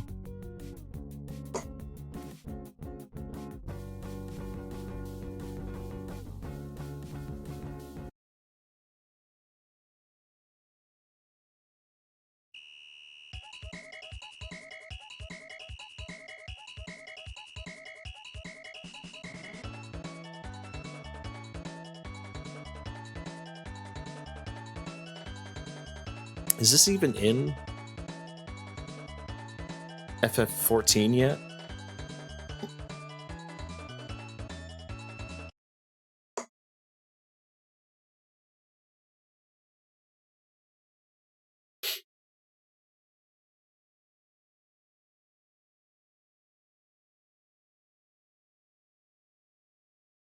Technically 4, yeah.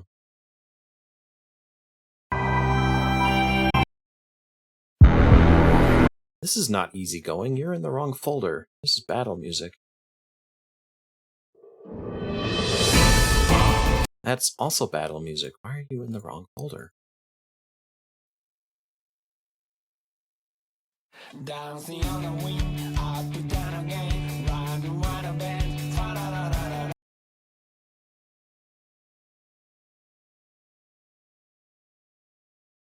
Deltarune? Nah. Meme songs? Papaya? The pizza theme. There we go.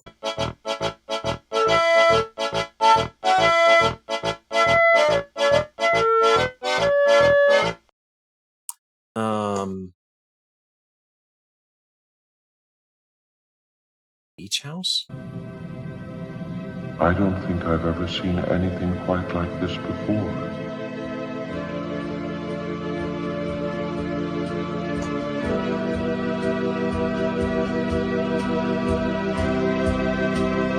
Nah, not that one.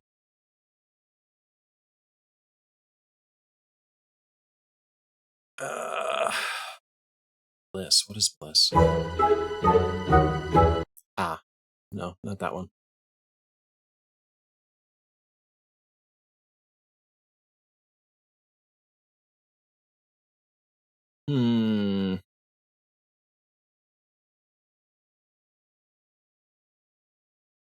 I'm open to suggestions, otherwise I might just pick a dance song.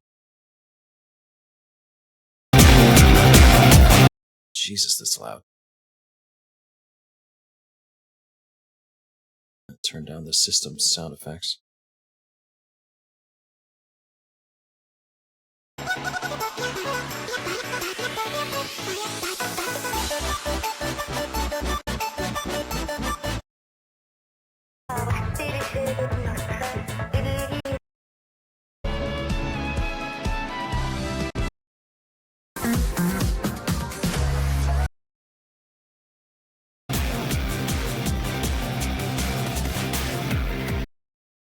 I'm sure I have others.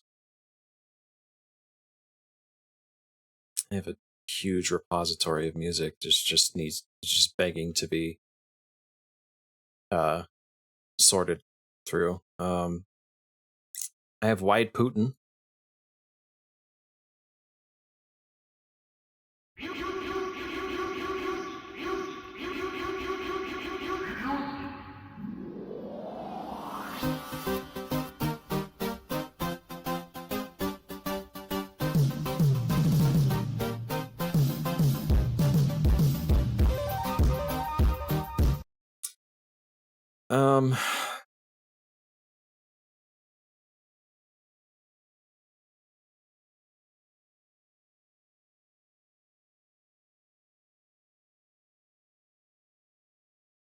Do a quick pit stop.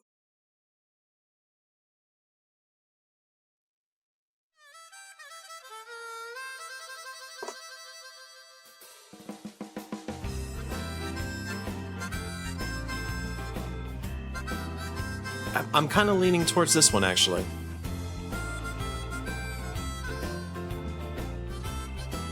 That's how I feel about this stream. I think it hits all the notes.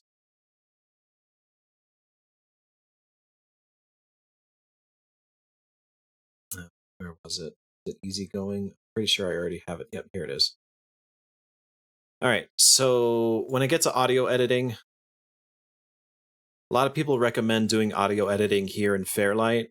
You can do either or. The nice thing about Fairlight is it called Fairlight? Yeah, Fairlight. Is it prioritizes the music and the sound effects above everything else. So if you're playing through it and your video has a lot of effects, it'll pause the video, but it'll keep the playback of the audio going, I've found, which is really nice. But for now, I'm just going to work in here because I need to get rid of these. So I'm going to delete these tracks. Don't need any of these sound effects. Delete. Delete. I can't delete that last one. I'm going to mute it.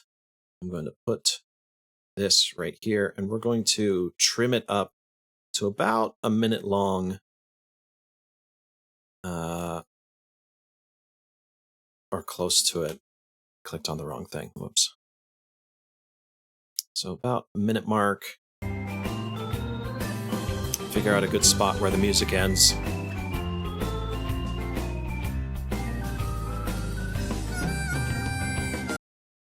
Right about there. Should be good. So that's a minute and 8 seconds. I'm going to pull up my calculator because I need to know how long about each of the clips should be. So a minute 8, that's 68 seconds, and we're going to divide that by 20 clips. So each clip should be about 3.4 seconds. 0.4 in seconds is 60 times 0.4. So 3 minutes, 24 seconds for each of these. Now, I could just drag each of these clips down to 3 minutes and 4 seconds, but I found there's an easier way. I'm going to select all these, right-click, and say change clip duration. We're going to say 3 seconds and 24 frames. Change, and it shortens all of those clips, nice and easy, and I just have to delete the space in between. Super fun. Oh, Steve, you missed the best tip. Do you want me to say it again?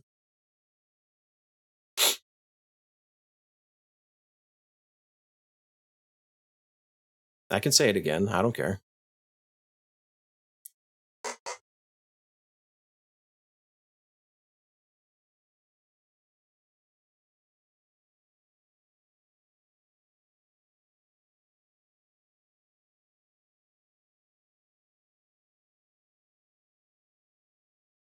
Sorry, the hunger for burger enticed me.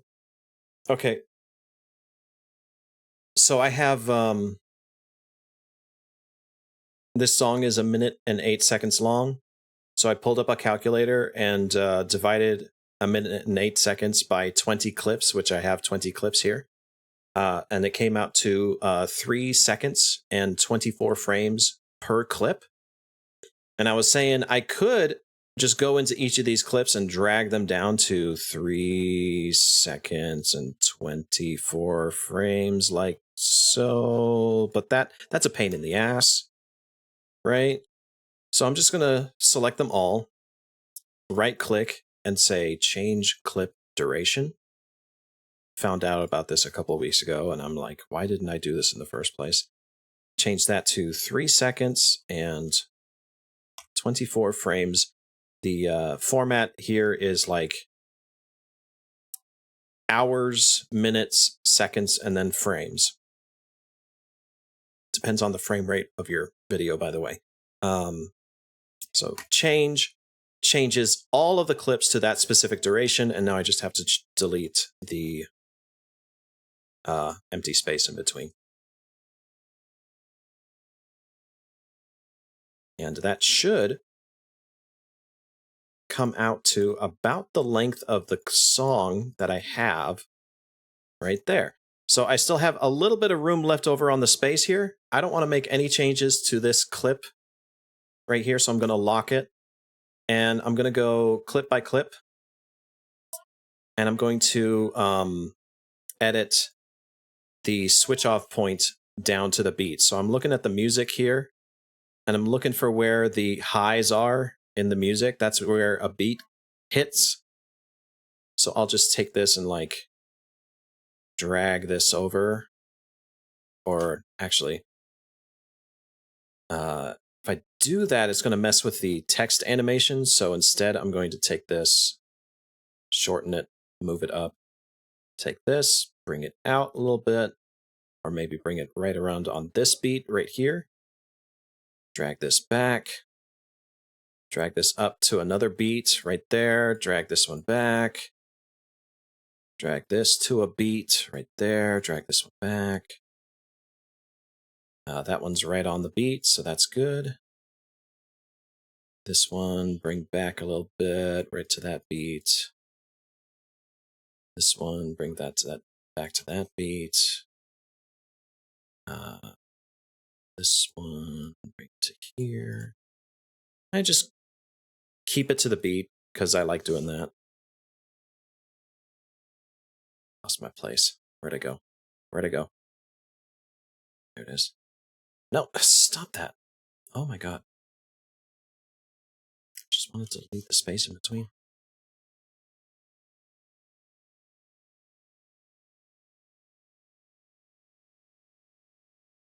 It's close to that beat, so we'll stop right there.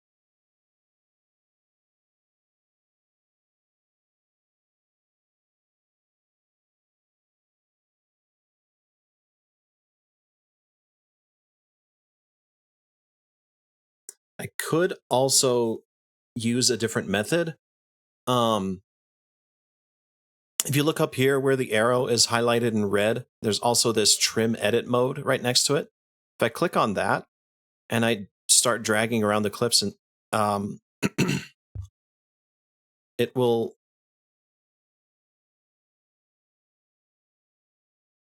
keep the it'll adjust the playhead of everything. Like it'll keep it I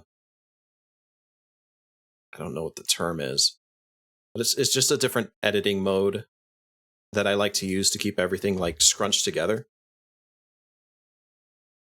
I just have to be careful where I click. Otherwise it might mess up the timing of like animations and stuff.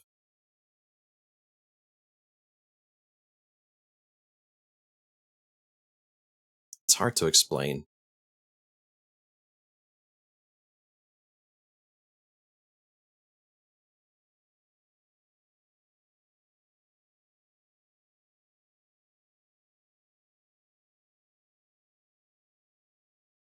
I'm glad. I'm hoping some of this is helping you. And yes, you specifically.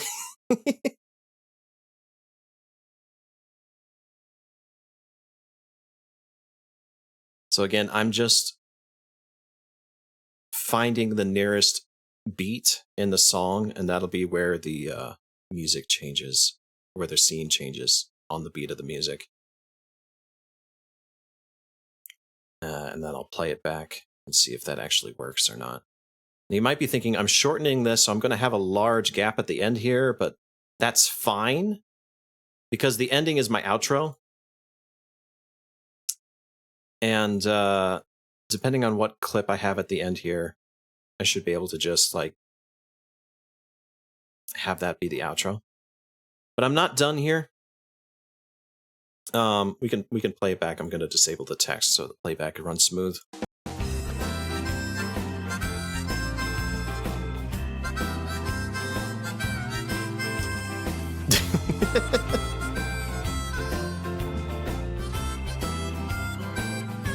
Yeah, I like this song with the chocobo head spinning.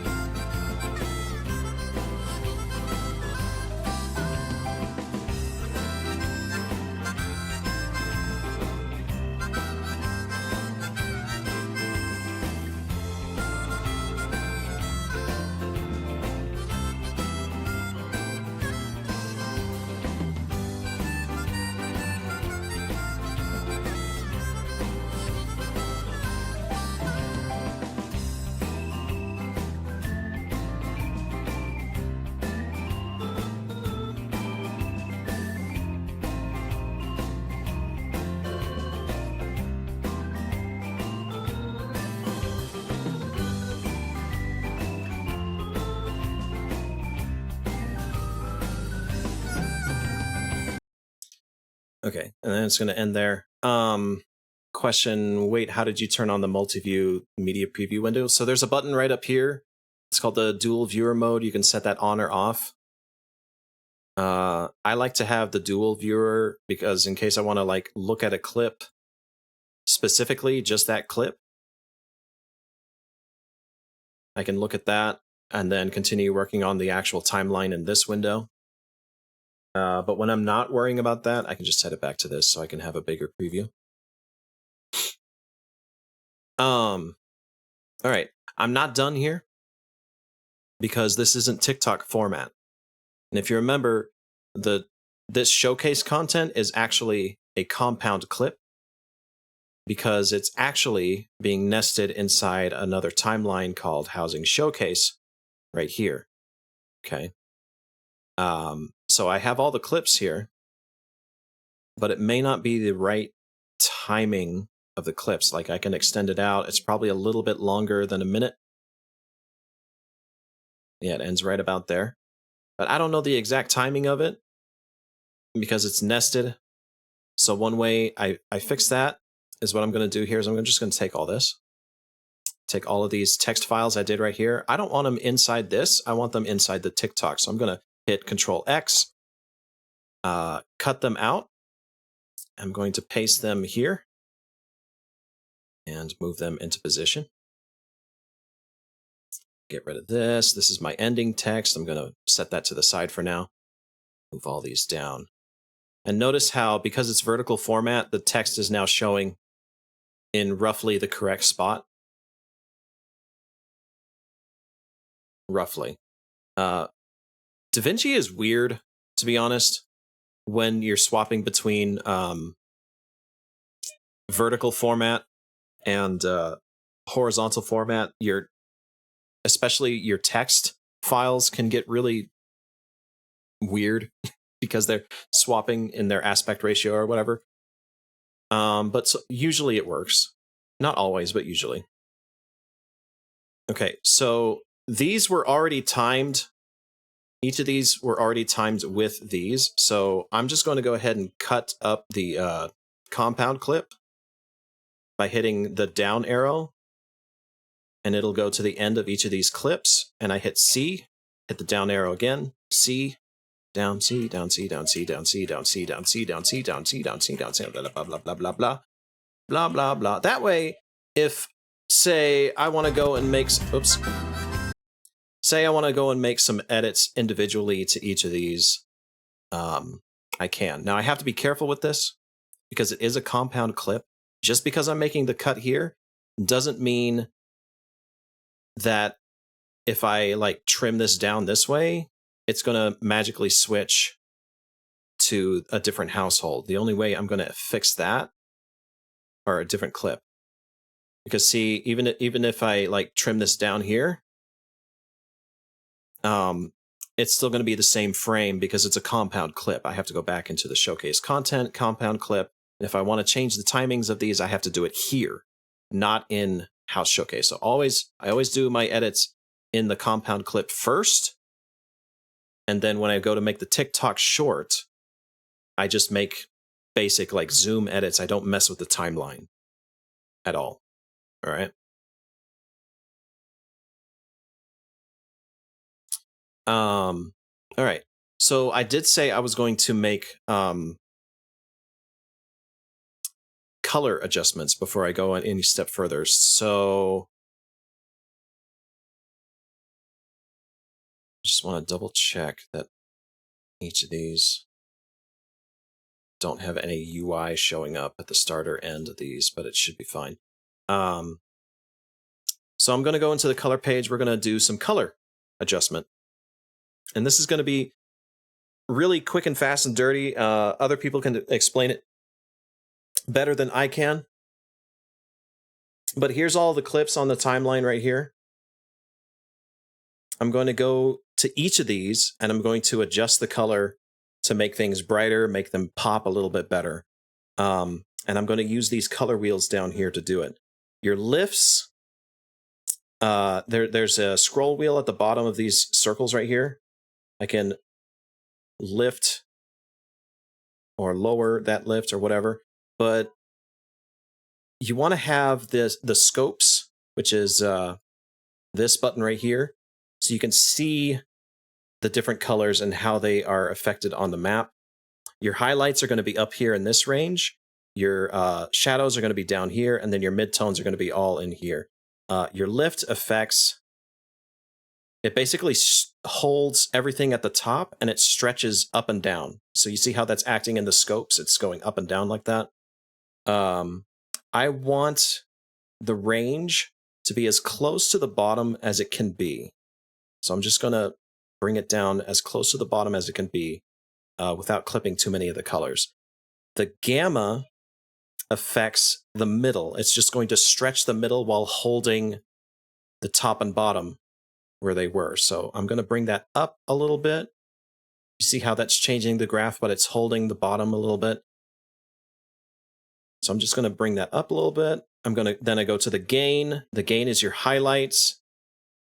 Notice how it's holding the bottom, but it's stretching the top. So I'm just going to bring it up a little bit until more of those colors get pushed at the top. I don't want too much of that, because you notice in the chocobos here, if I lift the gain up too much, they start to lose their detail. They get really glowy and bright, but they start to lose details.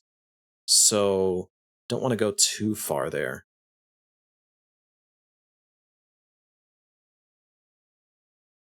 All in all, you're only making like 0.0 something changes to each of these. Offset, look at the scopes in the bottom corner and see what offset does. It just basically lifts and lowers the entire range of the colors. So offset would be the last edit I do. When I did the gamma though, notice how a lot of the colors close to the bottom got pulled away. So I go back to lift and maybe like adjust it to bring those darks back into the picture. And if I want to see at any time the changes I made, I just hit Control D, and that disables the edits. So this is disabled, this is enabled. So that brightened up the picture a little bit. And now that I've done all this, if I want to, I can get really artsy with it, and I can mess with the temperature. Notice how the temperature is lowering the red and lifting the blue, and it's not messing with the green at all. So say it's a little bit too warm in the picture, I might like lift the temperature a little bit, or lower the temperature a little bit so the blues are heightened a little bit. The houses in FF14 tend to be a little warm, so lowering that temperature is something I tend to do. I don't mess with tint too much because it has a tendency to look samey when I do that. Then you can do contrast, which I don't really mess with. Sometimes I mess with saturation if I want it to be a little bit brighter, a little bit lower. But otherwise, I think this is basically done. I'm not going to mess with it anymore. Same here. Look at the scopes. It looks a lot different because you got all these bright spaces in the windows. I'm going to start with the lift. Bring that down a little bit. Mess with the gamma. Bring that up a little bit. Bring the gain possibly down a little bit, but not too much. I'm looking at the picture. I want the lights to be nice and bright, but not too bright, so probably not mess with that too much. Offset. Don't need to mess with that too much. And that's already brightened up the room a little bit. Maybe bring the gamma down just a little bit. Temperature. Yeah, like that. Saturation. No, I don't need to worry about saturation. I'm just going to do that with each of these, not messing with them too much.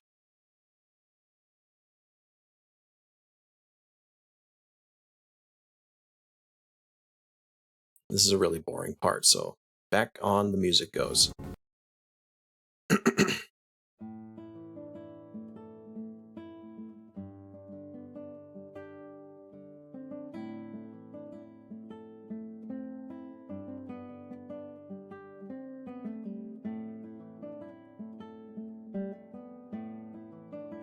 Might bring the saturation down for this one, just because I think that's funnier. Make the tint a little green. Lower the temperature a little bit. I think that's fine. Yeah. Brings it to a more neutral.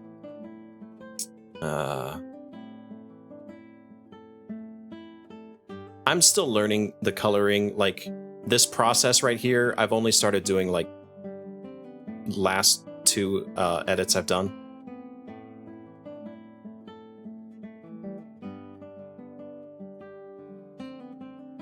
There's probably a better way to do this. Possibly. I don't know. But that already looks a lot better, I think. I'm going to keep the warmth here. Kind of push out that saturation because it's looking a little gray. I want those greens to pop. This one's really dark, so a lot of the colors are in the bottom. So we're going to push that gamma up, up, up, up, up. Bring that darkness back in. Maybe not too much.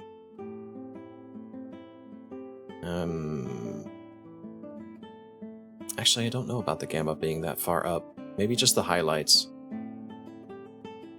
Maybe just the gain. I think that looks better.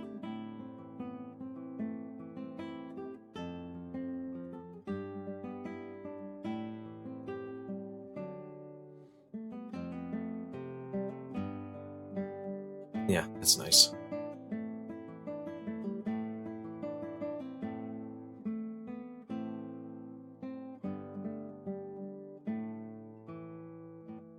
So, if you can't tell by the UI here, there's a lot of different ways to go through color editing. In DaVinci Resolve, there's so many tutorials about it. This is used by professionals in the field, like movies, literal movies use this. I am just a novice in a weebab world. I'm just a weebab in a professional's world. Playing with video games. I think the shadows here are too dark. Lose the detail on those. Might offset everything down just a little bit. There we go. Keep everything a little bit warm here.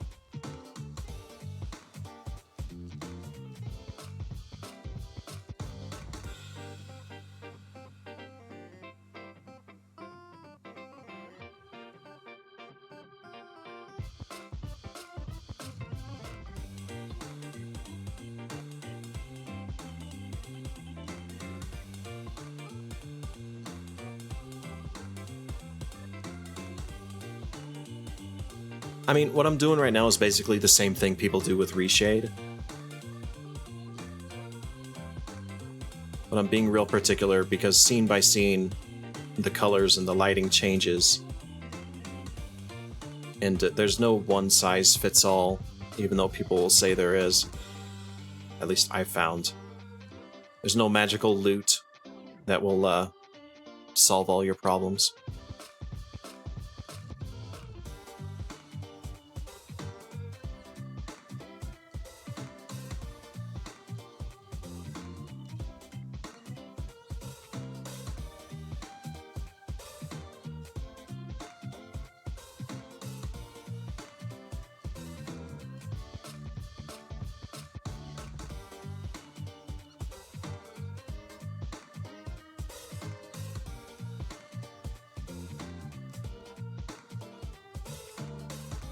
want to bring out... There's that fireplace right there that I added in. I want to bring that out. I want to make that pop. So... Bringing up the temperature brings out yellows in all of the walls. I don't want that. I want just the reds to pop, so... I might go into the highlights and the gain and like... Nope, not that. Maybe the gamma? Nope, not that. Maybe the lift? Nope, definitely not that. How... Saturation kind of bumps it up. I'm looking very specifically at just this area where the light is reflecting off of me. I'm going to try to emphasize that. So I'm just going to mess with some stuff here.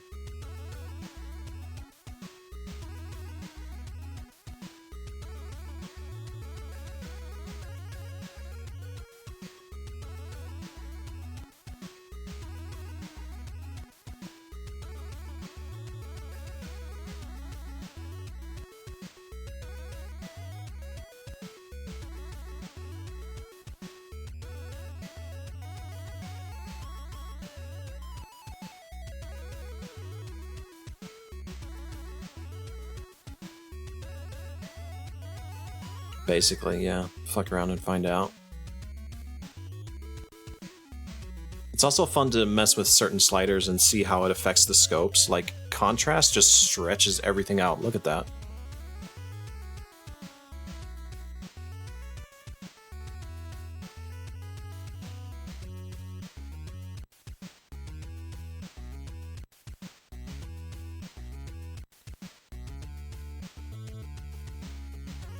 I think that's okay. Yeah, that'll work.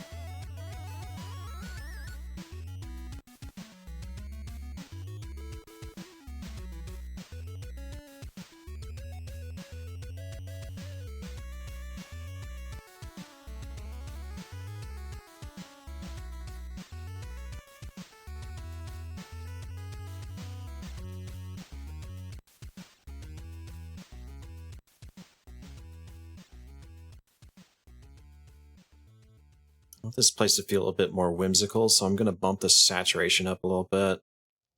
Take down some of the detail.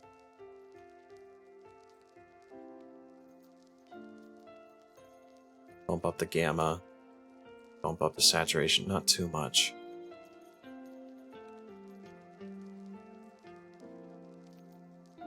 Maybe like that.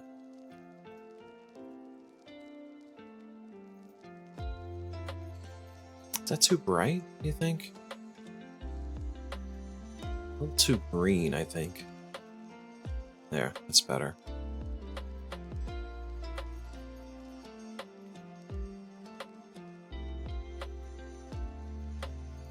I'm just messing with the color wheel inside the gamma just to see. Really pop some of those colors. I think that'll be fine.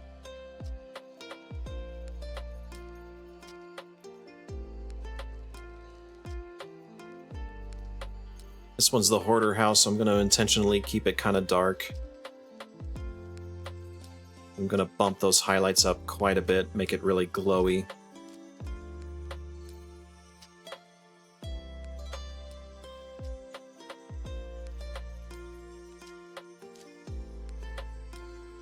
Yeah, I like that a lot. Keep the temperature kind of warm.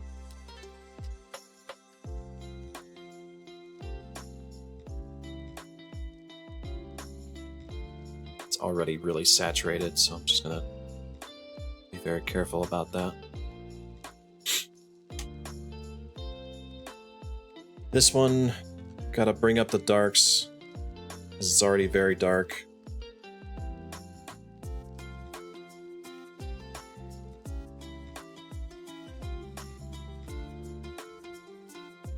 Pop those highlights up a lot.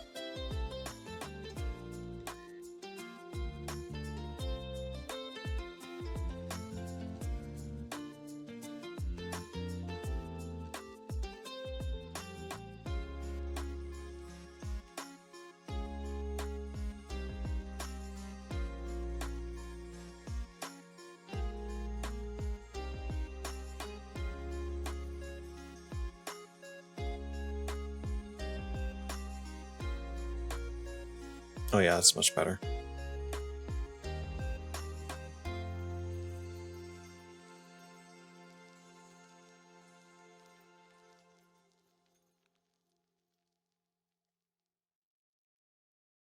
This one is also really whimsical, so I'm going to try to bring out the saturation.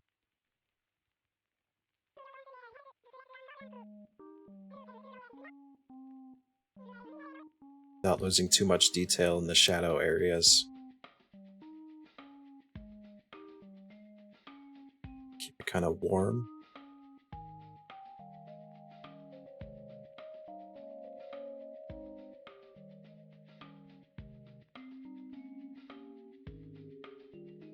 It's a little too yellow.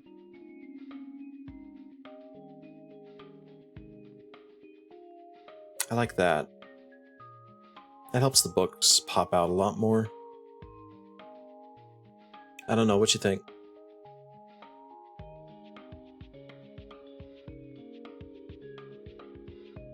Definitely adds a lot more interest to this coffee mug area because of how I've messed with the shadows. I don't know if I like that.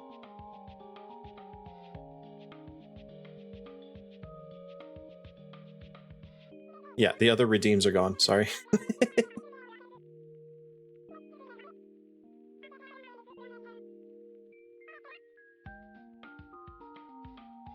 I really don't like how my eye is attracted to that one corner, though. I'm gonna try to mute that down a little bit without hurting the rest. Maybe if I mess with shadows. It's a little too dark still.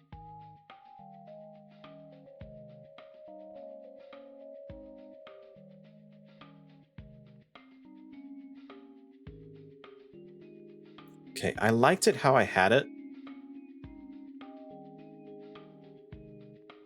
Like right around there. But I feel like this area is too distracting, so I'm going to try something new. So we're going to use the nodes up here. And basically the nodes are... You can think of them as layers. I'm going to add a new node.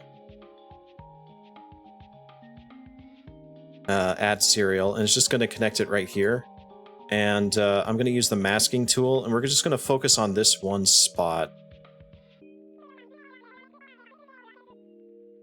Make a mask. Dagger, that is my beard. Dagger, please.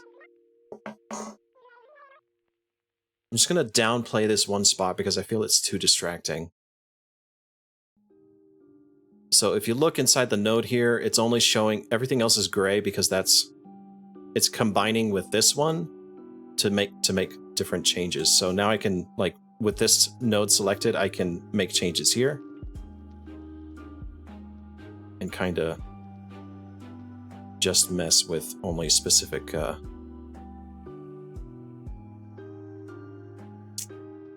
color ranges. Maybe if I turn down the luminance. No, that doesn't work.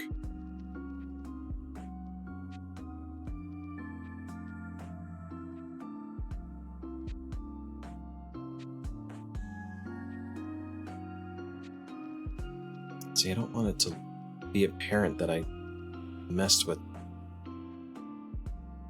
just the shadows in one area. I want to select just those shadows inside this mask.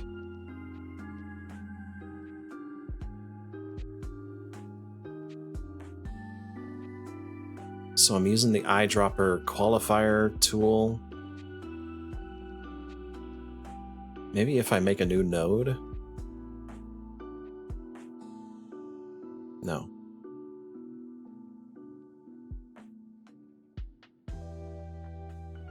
Maybe?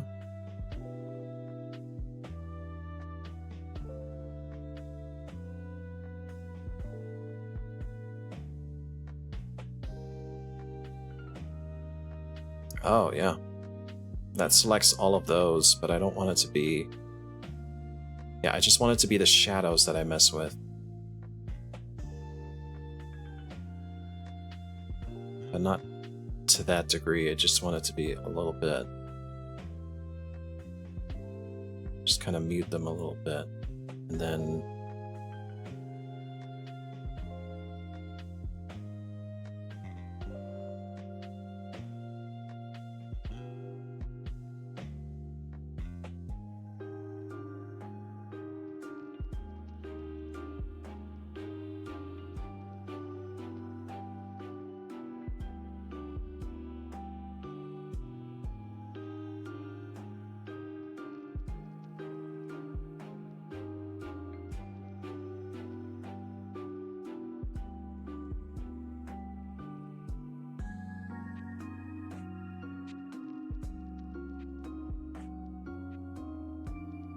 just the barest amount of touch-up, but already I think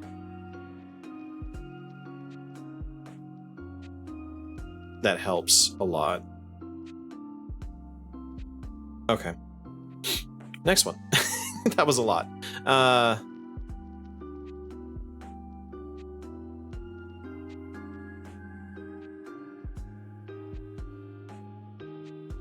This train is on fire, so I think it should be very warm,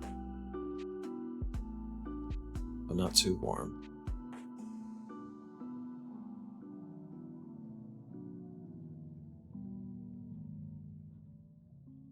I don't know about that saturated, but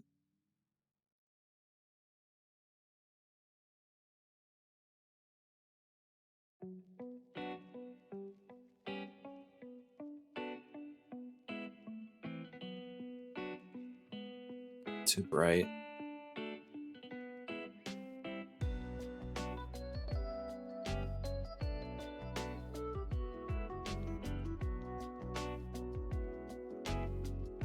I think that works. Oh, and this one, definitely want to bump up the saturation, bring up the blacks, make it childlike. Gamma, don't have to mess with too much. Gain, don't have to mess with too much.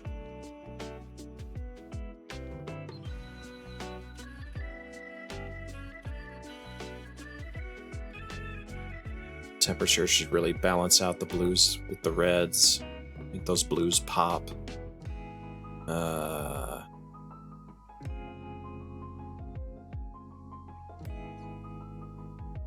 Hit up that saturation, but not too much. Maybe some color boost. Not too much.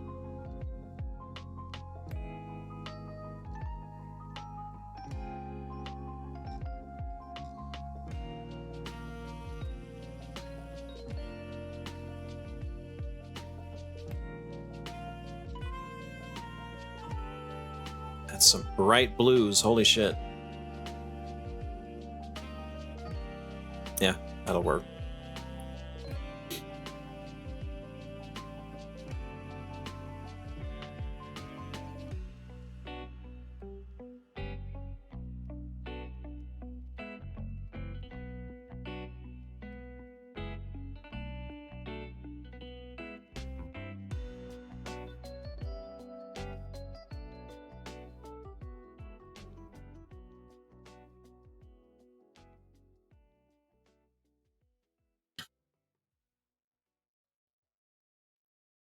Oh, this will be a fun one to color grade.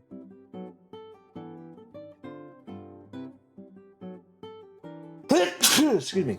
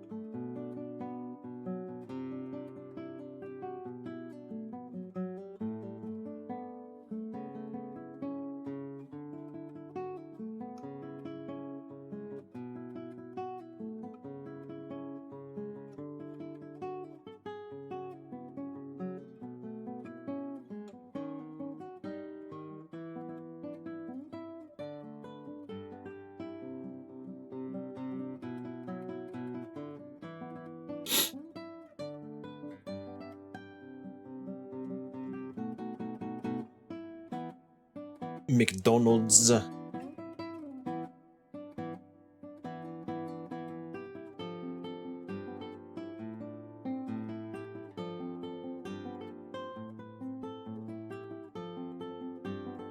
McDonald's.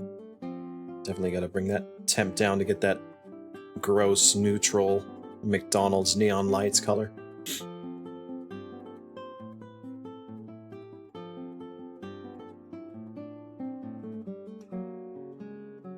Bump up the saturation.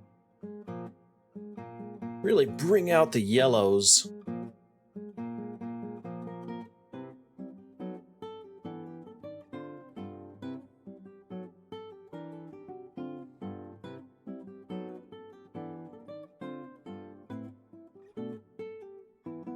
Color correct into despair.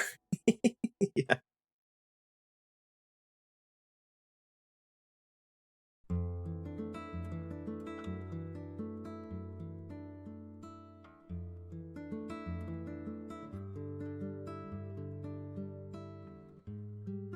Just gonna darken this one a bit.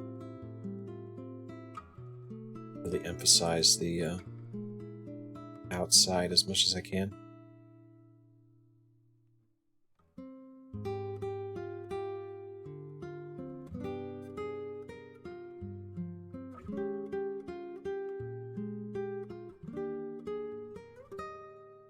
It's more of a 90s McDonald's. How much? Listen, I grew up in the 90s. I know McDonald's despair.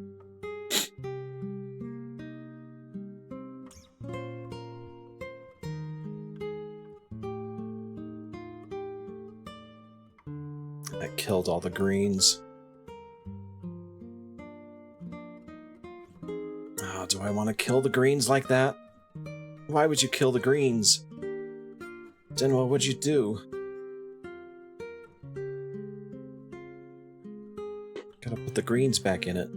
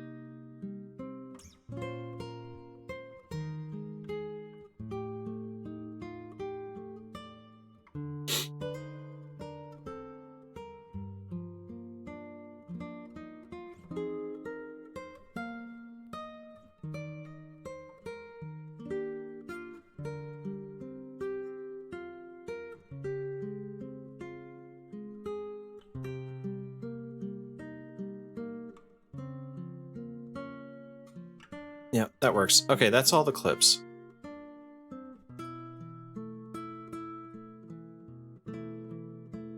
By the way, there's a tab here called Cut. I don't use it. I don't know anybody who does. Every tutorial I've come across that started explaining DaVinci Resolve was like, just don't use Cut. Cut sucks. Just go straight to Edit. So don't worry about Cut.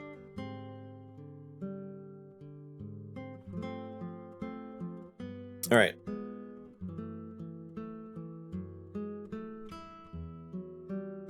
I don't even know what Cut does. I haven't touched it. All right, so here's the final bit for the house showcase. All I'm going to do here is I'm going to edit. I'm going to look through and make sure the text doesn't interfere with the background a bit. So I'll click on this transform button in the corner here and move the text around into a more neutral area so it doesn't distract. But I also want to be careful of TikTok and YouTube Shorts formats, because these areas right here, like this entire L shape around the side and the bottom, is a no-go zone. Also the top is a no-go zone. So if you can think of like a border around those areas, try not to put any text or important things in there for TikTok Shorts.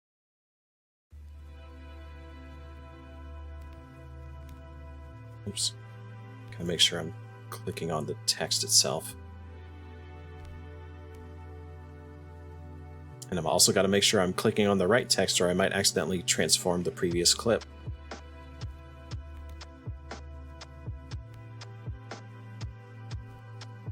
I still can't believe this is called Sex Dungeon.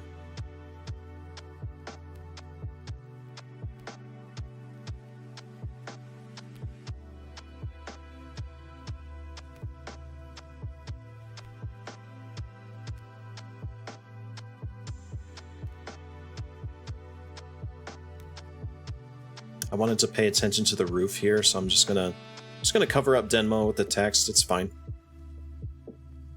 The roof is what's important. Here, you notice that the centering of this is off. Actually, I'm gonna go back. I forgot something. I forgot something very important. Say I want to include more of the clip itself. I could zoom out like this to show more of that window. I kind of like that, so I'm going to keep that as is. But now I have these black backgrounds. What am I going to do with those black backgrounds? It's easy. I'm going to add a track. Okay. I'm going to move all of these up one track. And since this is a compound clip, I can just take one of these, alt-click, duplicate, stretch that out. Now this is my fuzzy background track, okay? But I gotta add the effect. Well, I have the effect in my power bins, all ready to go. All it is, it's in an effect clip, and I'll show you how I made it, okay? I'm just gonna go outside here. I'm going to go to effects. I'm going to search for adjustment in the toolbox, and it's basically the same thing as Premiere's adjustment layers. It affects everything below it. It adds an effect too. So we're gonna preview this with our text right here, what it's gonna do. And I'm going to go to effects. I'm gonna add two effects to it. I'm gonna do Gaussian blur, which is in open effects. Gaussian blur, drop that in. And I'm going to do a little bit of color correction using, oh god, what did I use? Actually, I have to go back to the actual clip to figure out what effect I used. Oh, I didn't. Did I affect the...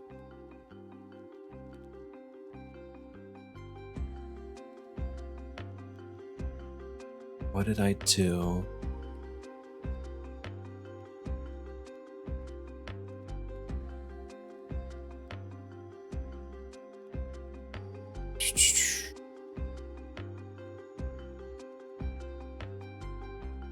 Affect the opacity? Or did I actually go into here and make adjustments here? I did. Okay. So I lowered the gamma on this clip just a little bit. So what I'm gonna do, sorry, rehearsal. All right, I'm gonna cut this out of the tutorial. After I got my Gaussian blur in there, I'm gonna go into Fairlight, or not Fairlight, the color page. I'm gonna lower the gamma by about, oh, maybe 7 points or so. Just to darken the background a little bit, maybe about 14, negative 0.14. And that is my adjustment clip. I can rename the file, call it fuzzy dark BG or something like that. And then I can just drop it into my bins to use for later. Now let's say I want to use that effect, but I don't want to put in an adjustment clip. I just want to take the effects that are in that and plop it onto here. I'm just going to take it, put it into my timeline. I'm going to hit copy, and I'm going to go to paste attributes, or Alt-V, paste attributes. And because it's an effect and color correction, I'm just going to go down here to plugins, color correction, Fusion Effects and hit Apply. And if I disable all the others, we should see what that does. Now everything's fuzzy and dark. I might even make it even fuzzier, but that's basically how I save effects that I use a lot. I make an adjustment clip, I put the effects on that adjustment clip, and then I plop that adjustment clip into my power bins, and whenever I need to grab them, I just bring them out of my bins. I don't even worry about making a whole new effect or anything like that. I just use bins.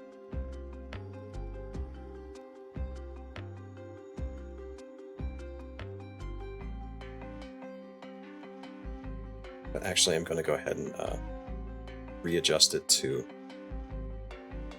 what I originally had. There, that's even fuzzier. I like that better. Okay, so now that's behind these clips. And if I do any kind of cropping that leaves blank space, it'll just be fuzzy dark background instead.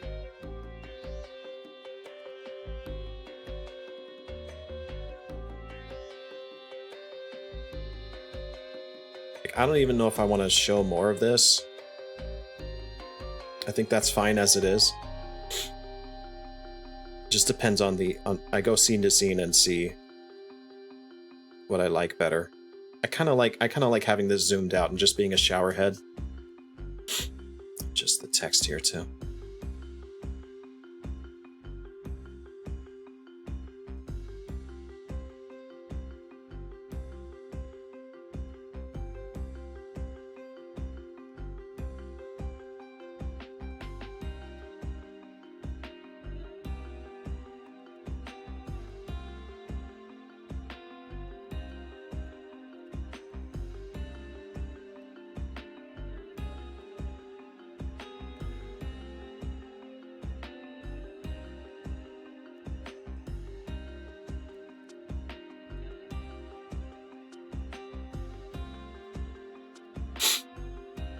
No worries. I'm gonna edit this down to make it an actual tutorial and make sure I highlight most of the important bits that I thought were helpful.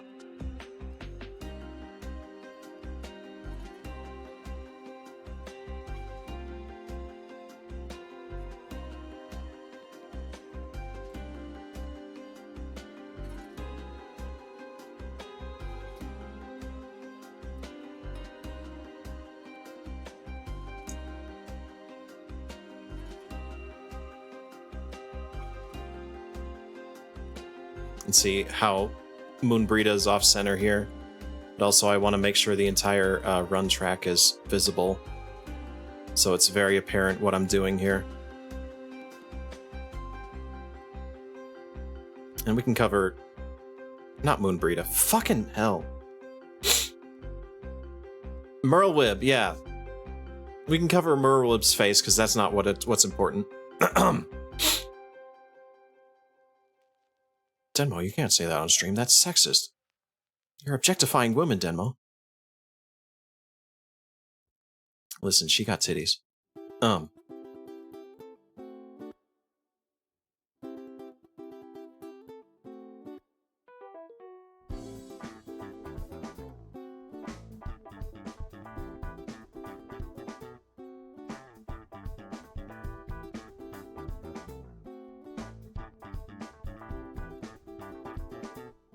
I'm also holding shift whenever I adjust the text so that it only translates like left or right or up or down. I find that helps. But you have to like hold shift at a specific point before you click if you hold shift at the wrong point. I don't know.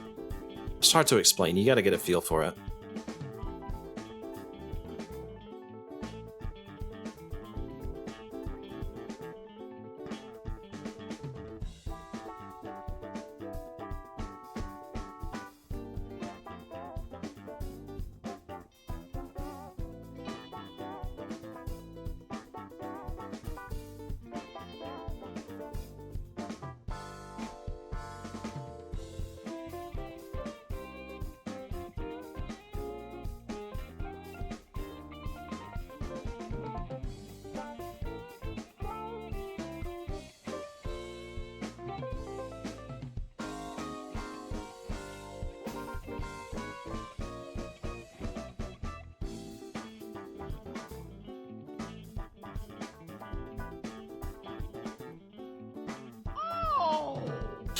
Adele Dawn, thank you for the 10 months in a row. Appreciate it.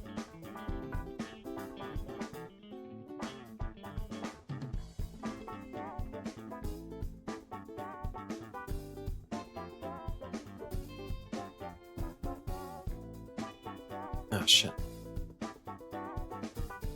Only downside to having so many short timelines is you accidentally click up here and you're in another timeline. If you want to get rid of that, you can just click over here and say get rid of display stacked timelines, and if you want them to come back, they'll still be there.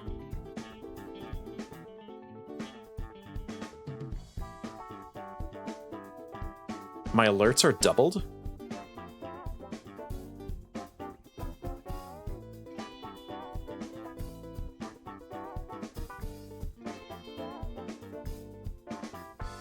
That's odd.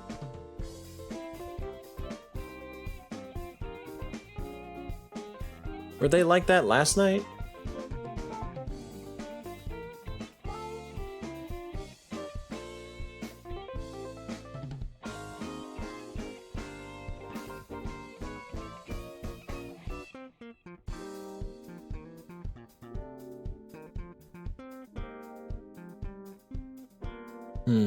Can you unfollow me and follow me real quick so I can see what's going on?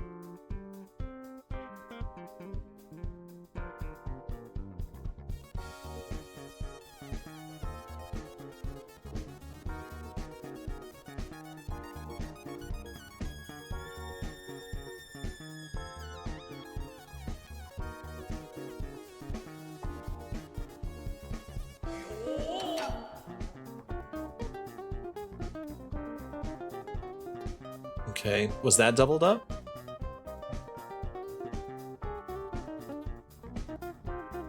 Are you talking about the audio or the text?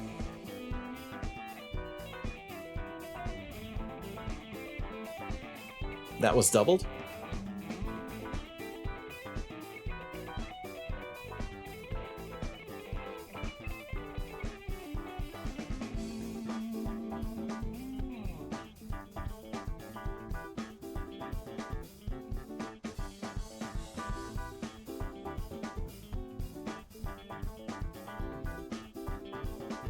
The text. Okay, so not the audio.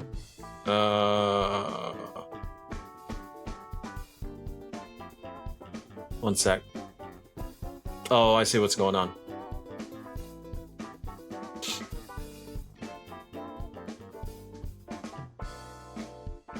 Okay, should be fixed now.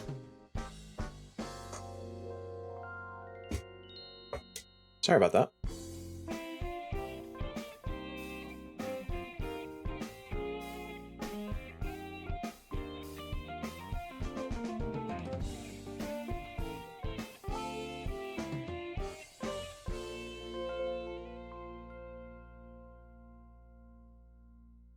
Oh.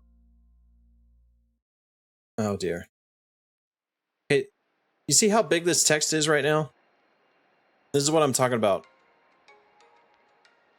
Sometimes translating between, oh, all of them are like that. Oh dear. Sometimes when you flip between portrait and landscape, it doesn't always translate the way you expect it to. Let me see if I can fix that real quick. Try paste that again. And that fixed it. Okay.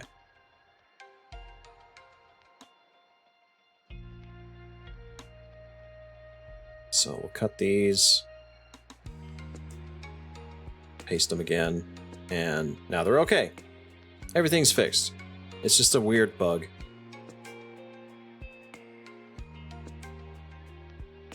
Very strange bug.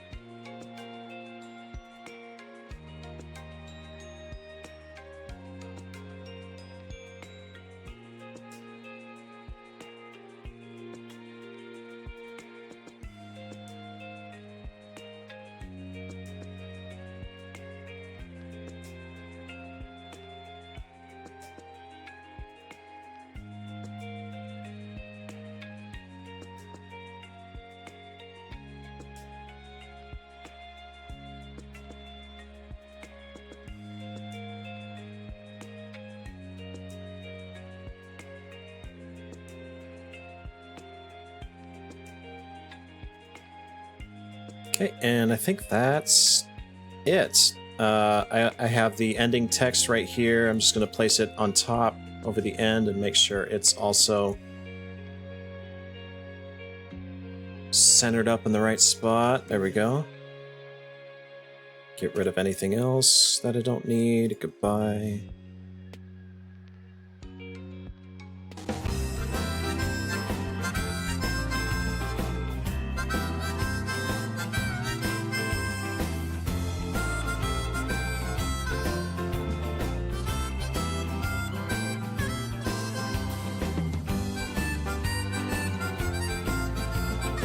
Yeah, that looks good. All right, one more thing I like to do is I go into Fairlight and I double check the audio levels. Some of the music I pick tends to be kind of loud. I just want to make sure that it's not peeking into the red too much. So mostly I'm looking at bus 1 right here. It's already doing some automatic loudness adjustment.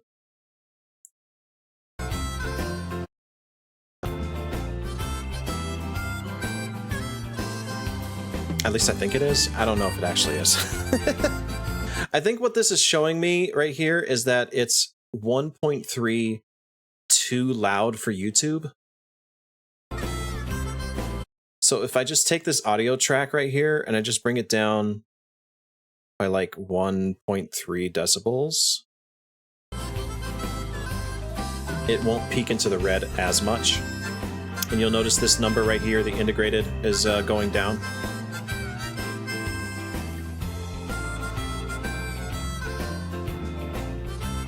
But basically, if you're looking at it, if you're looking at the bus, like the entire audio going out, you don't want it to peak into the red too much.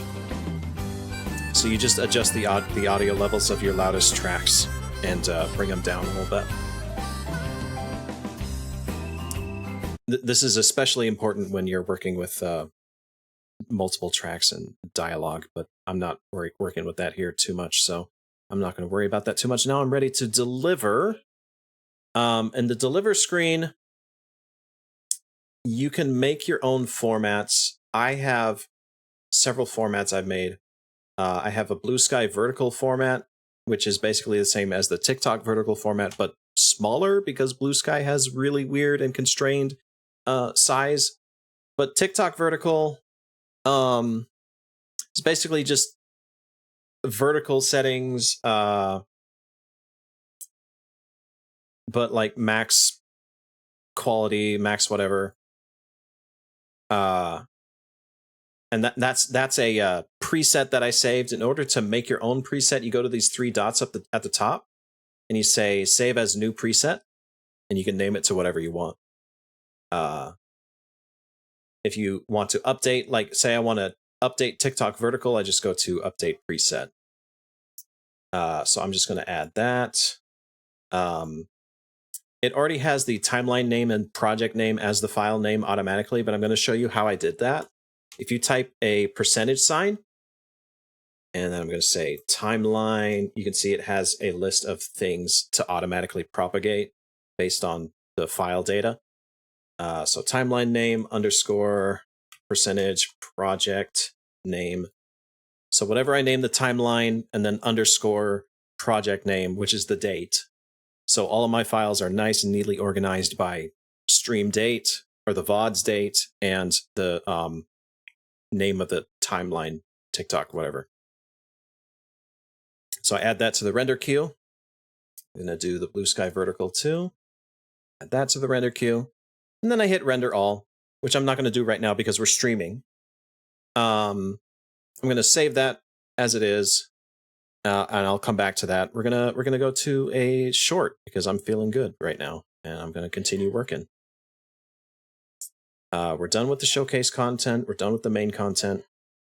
Here's how I do TikTok shorts. Okay. The shorts are set up kind of like how I do the housing streams, except it's got the compound inside it called main content, which I can open in timeline here. Main content is where I put the content and it shows up in here. I've duplicated the main content twice. The top one is for where my avatar sits, and the bottom one is the truncated filler stuff for everyone to see. Like, you know, if I was doing like, I don't know, people have their TikTok shorts split up differently, and I have my way of doing things, but you can duplicate this and set it up however you like. But the thing to remember is that all of my timeline trimming editing is going to happen inside main content or even in another timeline, and then I'm just going to copy it over. So we're going to do... Which one do I know I want to do? We're going to do this one. The he's right behind me, isn't he?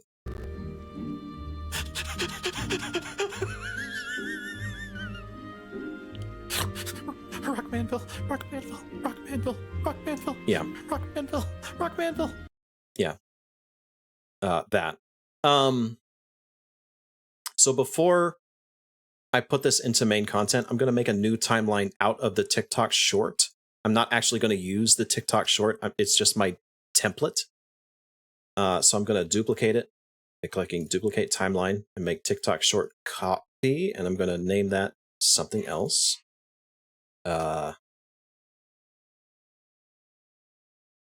He's right behind me. Chat. I'm going to double click that to open it up. And it's the same thing as the TikTok short. We're going to come back to that. So inside this timeline where I took a chunk, this is my second draft. I'm going to chunk it down even more, do some editing here. We're going to mute the main track. We're going to mute the audio from the game and mute anything else, but I don't think anything else happens here. But you can see here on audio 2, that's where my dialogue happens. So I'm just going to scroll over to where the dialogue happens. Maybe get some context for what's going on here first. I kind of stare at him and blink, so that's a good spot. Hit C to add a cut here. And we're going to scroll forward.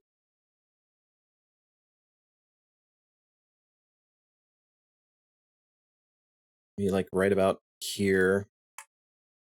I hit Q to move the, bring this up to the playhead.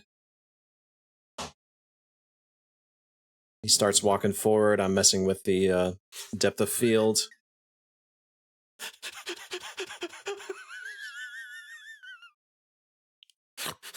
Rockmanville, Rockmanville, Rockmanville. And I'm just playing through it, looking for a time to hit a cut. Rockmanville, Rockmanville, Rockmanville, Rockmanville, Rockmanville. Maybe like right there. Yep, that was a good time to cut because I exited.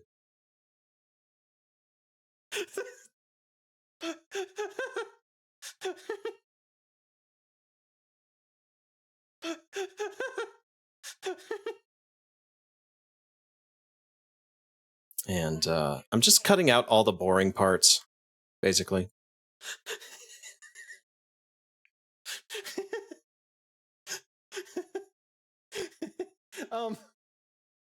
That was a good house. Next up. That was a good house. Next up. Hit C right there.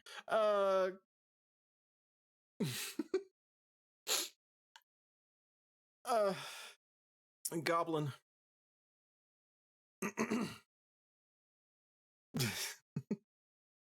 Lavender Beds. Ward 16. Plot 27. Okay, so don't say anything really funny after that. So I'm just going to cut all that out. And then we'll play back and see how it goes.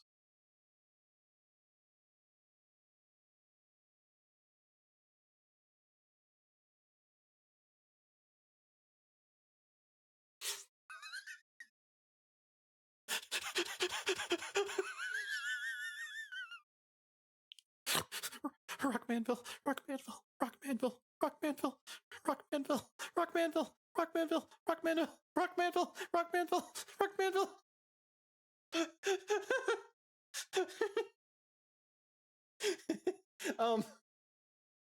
That was a good house. Next up. Okay.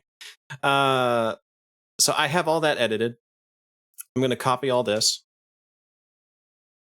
I'm going to go to main content, and main content is where everything that feeds into the TikTok short template is going to be. And if you can spot the problem with this, you deserve a cookie. So everything's in main content now. I'm going to go to the actual TikTok short. And now everything, because I have it all set up and it's duplicated and it's already cropped, I don't have to worry about resetting up the format. It's already over here. I probably barely have to do any editing here. Look at that.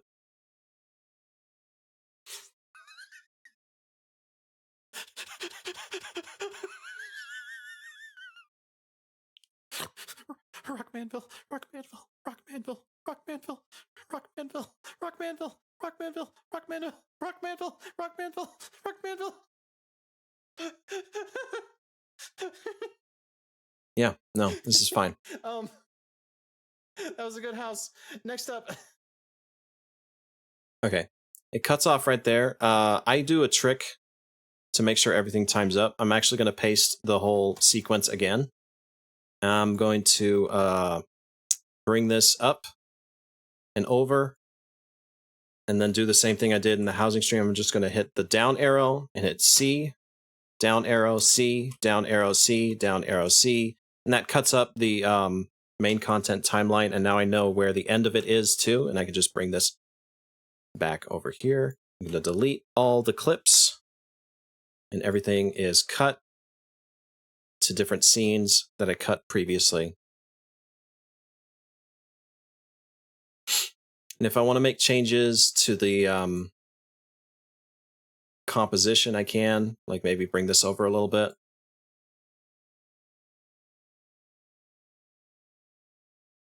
Rockmanville, Rockmanville, Rockmanville, Rockmanville, Rockmanville, Rockmanville, Rockmanville, Rockmanville, Rockmanville. Let's center this up on Denmo again.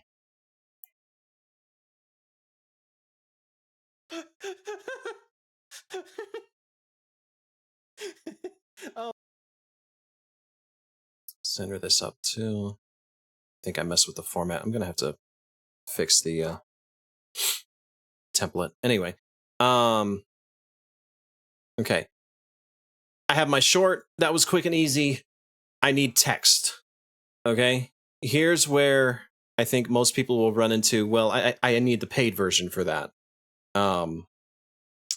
In the paid version, you can just go up to timeline. Should I wait until ads are done? This is recording, so I'm gonna edit this down anyway. In the paid version, you go into timeline, you go down to create subtitles from audio. Okay. And it's going to bring up this little window. I don't mess with language, caption preset is fine. I keep lines single. The only thing I mess with is maximum, which is how many characters per line you want. I have found, and I've played around with this, but I've found somewhere between 10 or 11 characters per line works great for TikTok. I'm still going to need to edit it, but this works fine. So about 10 or 11 characters per line, I hit create. It's going to create those subtitles. Takes a little bit. So this is where my ADHD brain gets distracted, and like I go and fuck off and come back like 2 hours later, like, oops, I should have been editing. It was done an hour and 50 minutes ago. But yeah, it doesn't usually take that long. So it actually didn't make that many subtitles. Okay. So it just made a subtitle here at the end here, sobbing, panting on the screen.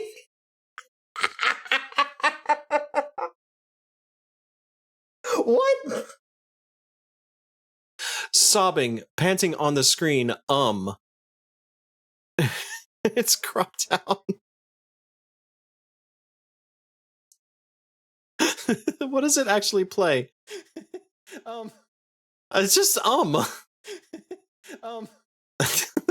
right, so clearly I need to change that.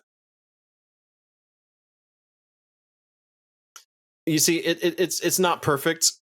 It gets a lot of work done for you, but I'm still gonna have to go back in and do some editing myself.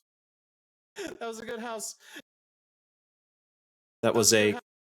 Okay, so it doesn't do the timing right either, so you notice how good is like only there for a couple frames. That was a good house. That was a good house.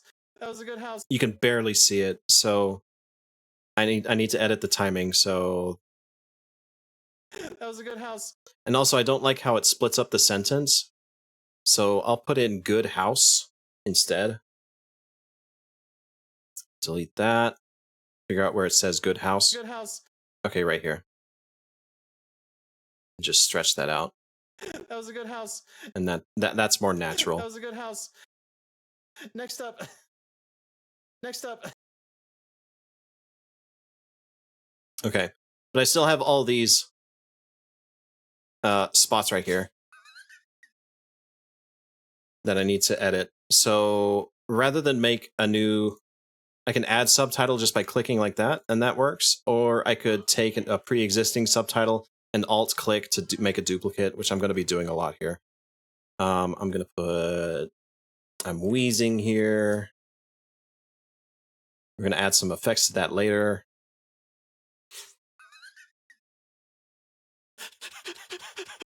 I'm panicking.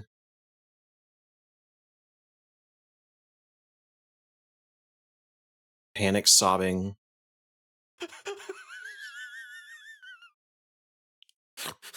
Rockmanville.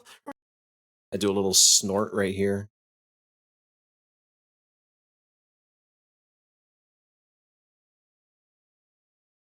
And again, I'm just paying attention to the audio down here and timing it with the audio as best I can. Rockmanville. So I say Rockmanville. Rockmanville. Duplicate that. Figure out Rockmanville. Rockmanville. about where it ends. Keep it all lowercase for effect. Rockmanville. Rockmanville. Rockmanville. I'm just going to duplicate that Rockmanville over and over again. Rockmanville. Rockmanville. I'm going to say it with uppercase now. Give more emphasis. Rockmanville. Rockmanville. Rockmanville. Rockmanville. Maybe an exclamation point. Rockmanville. Rockmanville. Rockmanville. Rockmanville. Rockmanville. And then here's where I do it in all caps.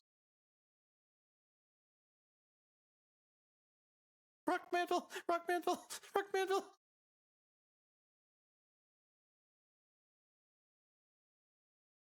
Finishing with an exclamation point. And then right here.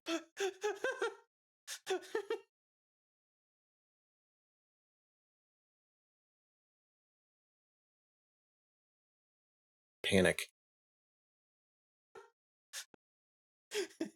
Okay.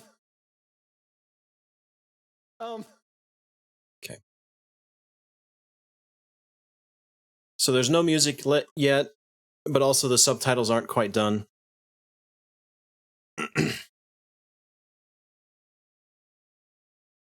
With this many utterings of his name, I low-key feel like none of us should log in for the next 3 weeks. The thing is, he showed up after I did this, and I didn't fucking see him until I teleported out. So I feel like we've cursed us all. I'm doomed. The next Sunday is going to be like Rockmanville's Revenge or something. I have no idea what's going to happen. Okay. Right now, the subtitles are very basic. I'm not even going to use this subtitle track right here. I'm going to do something entirely different. There's a plugin called Snap Captions. And what Snap Captions does is it will convert each of these subtitle text fields and turn it into a graphic using a pre-made text plus of your choice. So if you look over here in Power Bins, I have all these snap captions already made. These are my pre-made text plus things. So I have one for each character that I normally see on my stream. And you can do, if you're doing it for a streamer and they tend to have a lot of friends and you want to differentiate between those friends, like my Denmo text is this right here. Okay, that's the font. Jazzy Please, totally different font. It's even cropped out for some reason. Namazu text, Hythlo text, Emet text, Ishtola text, Alize text, Graha text, Urianje text. So say I'm working with the Muppets, and maybe the Muppets were saying these lines right here. I'll just move them up a track. So now this track is for, say, Emet Selk, right? I'm going to make sure that at my Power Bins, the snap caption bin is inside my project bin. I'm going to go up to Workspace, Scripts, Snap Captions. I'll provide a link for the Snap Caption plugin in the YouTube video. But basically, I go in here, open up the plugin. It asks me to select a subtitle. I have 2 tracks here. For the first one, it's Denmo text. What it's looking for is that you have a bin that's called Snap Captions, and inside that bin is your different formatting. So the text plus template it's looking for, I want Denmo text. Okay, I'm not going to mess with anything else. I'm going to say create captions. Wham, bam, boom. It disables the subtitle text, and now I have a track.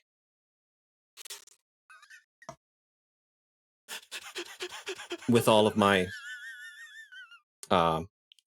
text. Rockmanville. Okay, and say I had a different character. I do it again. Scripts, comp, snap captions. Where'd it go? Try it again. Scripts, comp, snap captions. Hello? Oh, there it is. It was hiding. That was weird. Sometimes Snap Captions has a tendency to freeze on me. It's like the only plugin I found that actually freezes sometimes. I select subtitle 2, and let's say I want this to be Emet speaking. He's usually my subtitle 2, but don't ask me why. I hit create captions. Close this, and now I have Emet text Rockmanville. for that. Okay. Of course, I don't want to do that. So I'm going to make them be a Denmo text because I'm the one who's talking. Plugins are for the paid version. So yeah, you need the paid version in order to do this. It helps immensely. Unfortunately, for people who are using free, you can't do this. You have to do this manually. There's another way to do it. You can take the subtitle.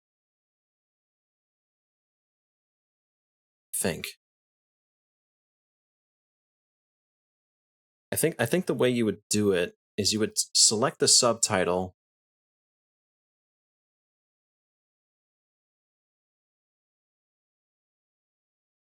I don't even know how to do it. Somehow you would take the subtitles and you would convert them into text plus files, and then you could take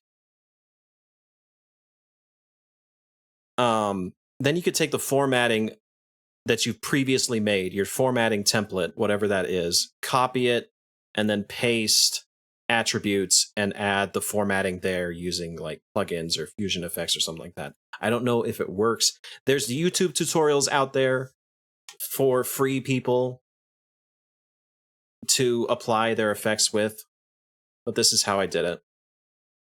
And if you notice too, they all have these zoom in intros and outros.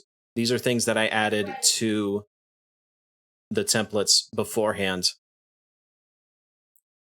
If I want to add any different effects, now's the time to add effects, like the wheezing here. I think I should add a little bit of a screen shake, so I'm going to go to Effects, Open Effects, Shake, add a camera shake. That's a little bit too much, a little bit too vertical. We're just going to mess with the settings over here to get that looking right. I want it to mess with the rotation too.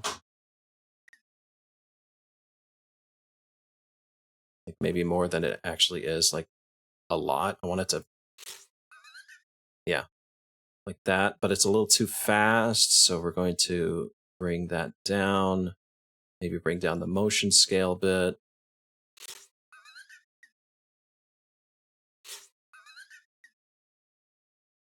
Maybe not enough. Maybe bring the motion scale up a little bit.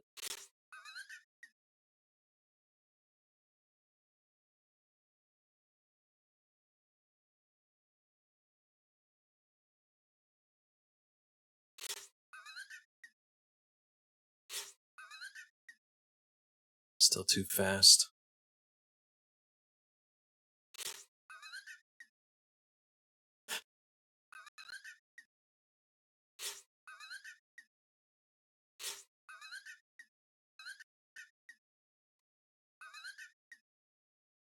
That looks okay, I guess.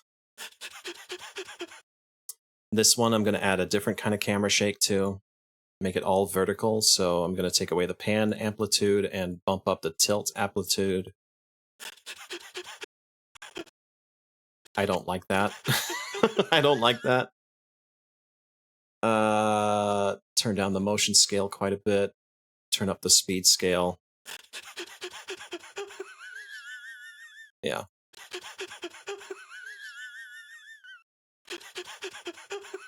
That's better.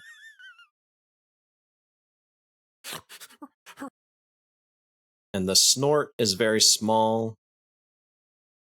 So I'm going to actually put it like right up under my nose. Shrink that down. Just kind of snort like right here off to the side.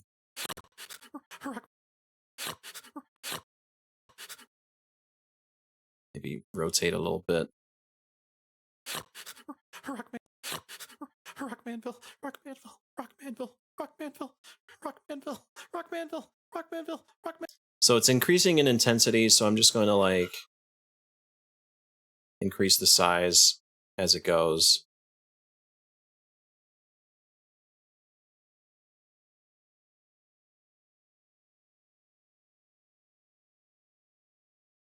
Maybe copy this one and apply the size to the rest of these. Paste attributes. We're going to do position and zoom, and that'll apply the zoom to the rest of these.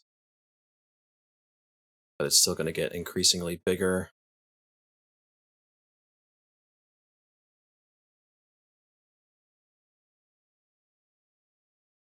Rockmanville, Rockmanville, Rockmanville, Rockmanville, Rockmanville, Rockmanville, Rockmanville.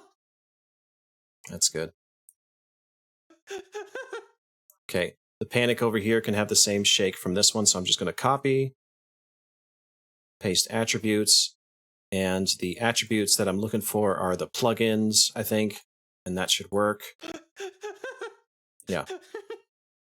It's that vertical shake. I'll change this to all caps. Put that right there. Maybe lower the housing tour thing. That was a good house. That was a good house. Next up. That was a good house. Next up. Okay, and that's basically it. Now I just got to add the audio. I just got to add the music now. So I'm pretty sure I already know what I want to add to this. So we're going to go back to Media Pool, Music. In my power bins, I have Suspense. Not that one. Not that one.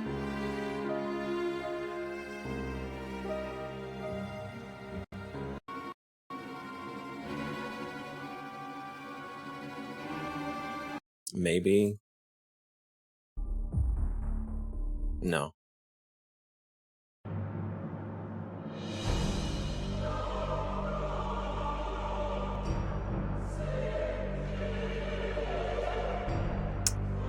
I like this one. I think this one encapsulates the fear. So I'm going to go into Fairlight. And then grab that.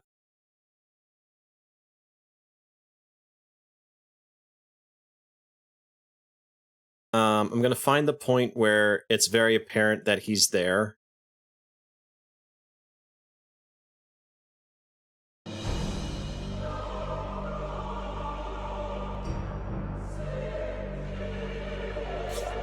That's perfect. All right. So for this first couple of seconds, though, I'm going to put some like pretty neutral, like easygoing music.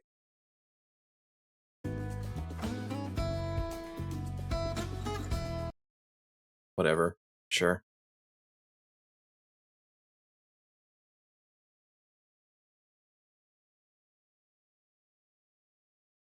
Just plop it right in there.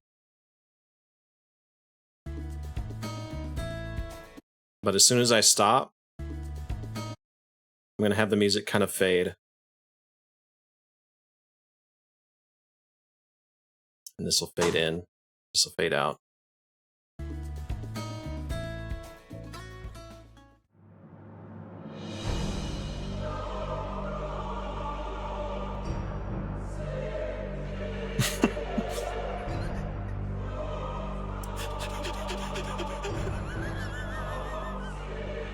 Okay. As it is right now, though, the music's kind of too loud compared to the dialogue.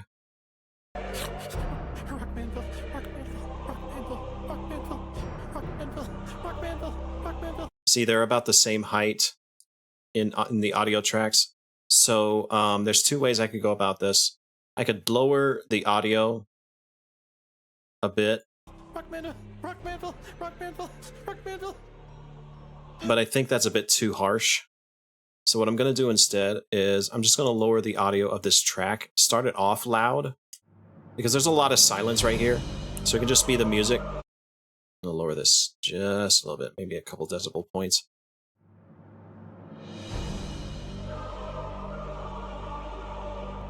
And right about where I start wheezing, right about there, we're going to add a keyframe onto the volume. It's this thin white line at the top here. That's my volume for that particular clip. And if you hold Alt while you have the cursor, you can add a point. I'm going to add 2 points right about here. And then I'm going to drag the second point down just a little bit. Too much.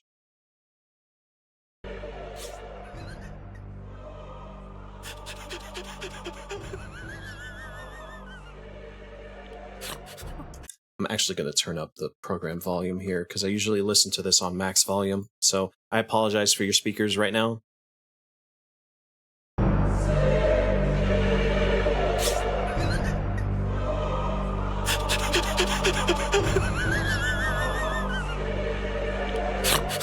Rock Manville, Rock Manville, Rock Manville, Rock Manville, Rock Manville, Rock Manville, Rock Manville, Rock Manville, Rock Manville, Rock Manville, Rock Manville.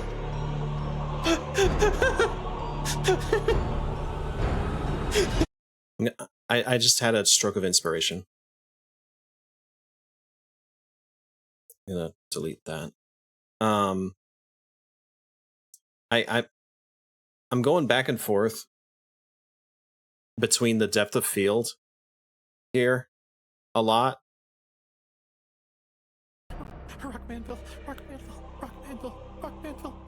Like right here, it just keeps going back and forth. So I'm thinking like if I cut it right here, I'm gonna have like a short clip of me just like rapidly messing with the depth of field. Just bring this over. Zoom in on just this.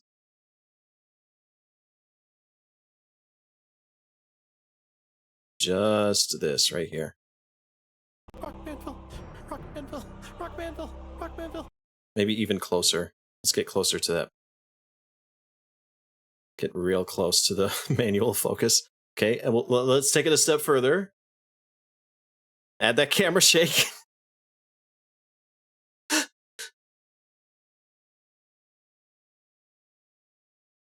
Just up the speed of that. Rock Manville, Rock Manville, Rock Manville, Rock Manville, Rock Manville, Rock Manville.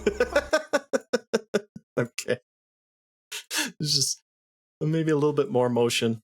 Rock Manville, Rock Manville, Rock Manville, Rock Manville, Rock Manville, Rock Manville, Rock Manville, Rock Manville, Rock Manville, Rock Manville, Rock Manville. Perfect. That was a good house. Next up. All right, if it can make me laugh while I'm still editing, I know I've got something pretty decent. So that's it. The way I work it leaves a lot of room for improvisation. I have to rewatch the clips a whole bunch of times, so I come up with ideas like that all the time. And that's 2 TikTok shorts I've done. And how long have I been streaming? This only took about 3.5 hours. And I'm already ready to do, like, I don't know, maybe 5 other TikToks. I could do these all today if I wanted to, but I'm not going to, because I'm just that kind of ADHD, lazy kind of guy. I'll come back to these tomorrow and like maybe do 1 or 2 TikToks a day and pump that content out. And then I'm done. So yeah, again, make sure I'm on the right short here. Go to export. Hello? Hello? Don't do this to me. Export, blue sky vertical, add render, export, TikTok vertical, add render. Now I have all these to render. And that's it.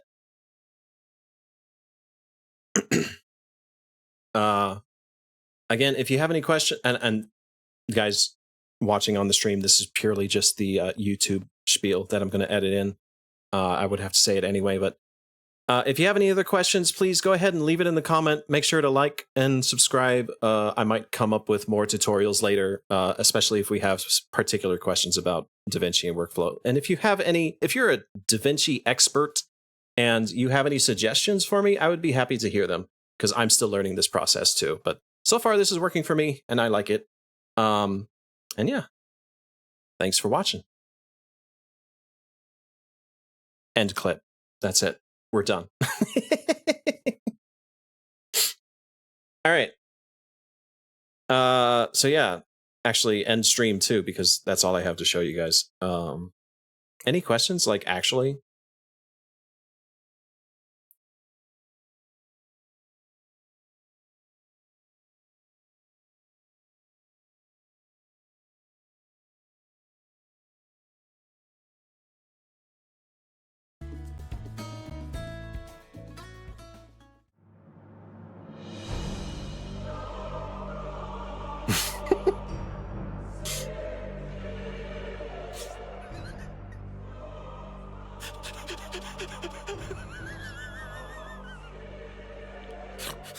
Rock Manville, Rock Manville, Rock Manville, Rock Manville, Rock Manville, Rock Manville, Rock Manville, Rock Manville, Rock Manville, Rock Manville, Rock Manville.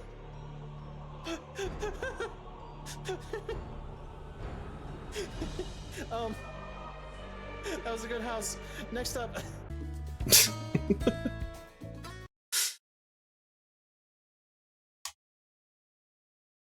Yeah. You can expect these to be posted in about a couple days. I'm scheduled through the 11th, I think. So the next one, which is the house showcase, would show up on the 12th. The 12th is Saturday. And this Rock Manville one will post on Sunday, probably before the housing stream. Anyway, that's basically my full day's work, and then I do other things. 2 to 3 hours a day, not so bad, not so bad. I could probably work harder if I wanted to, but you know.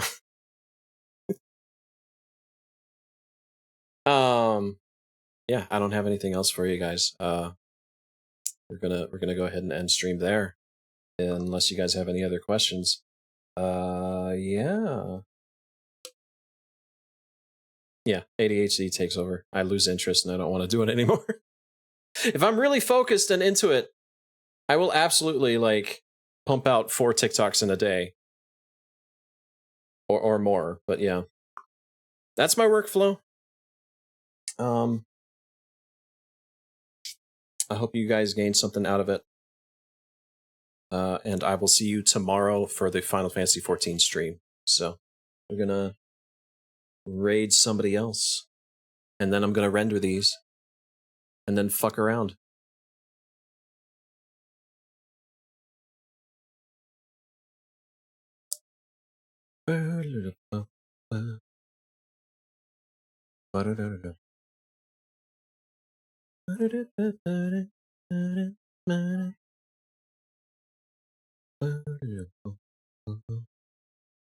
See. Oh, here we go.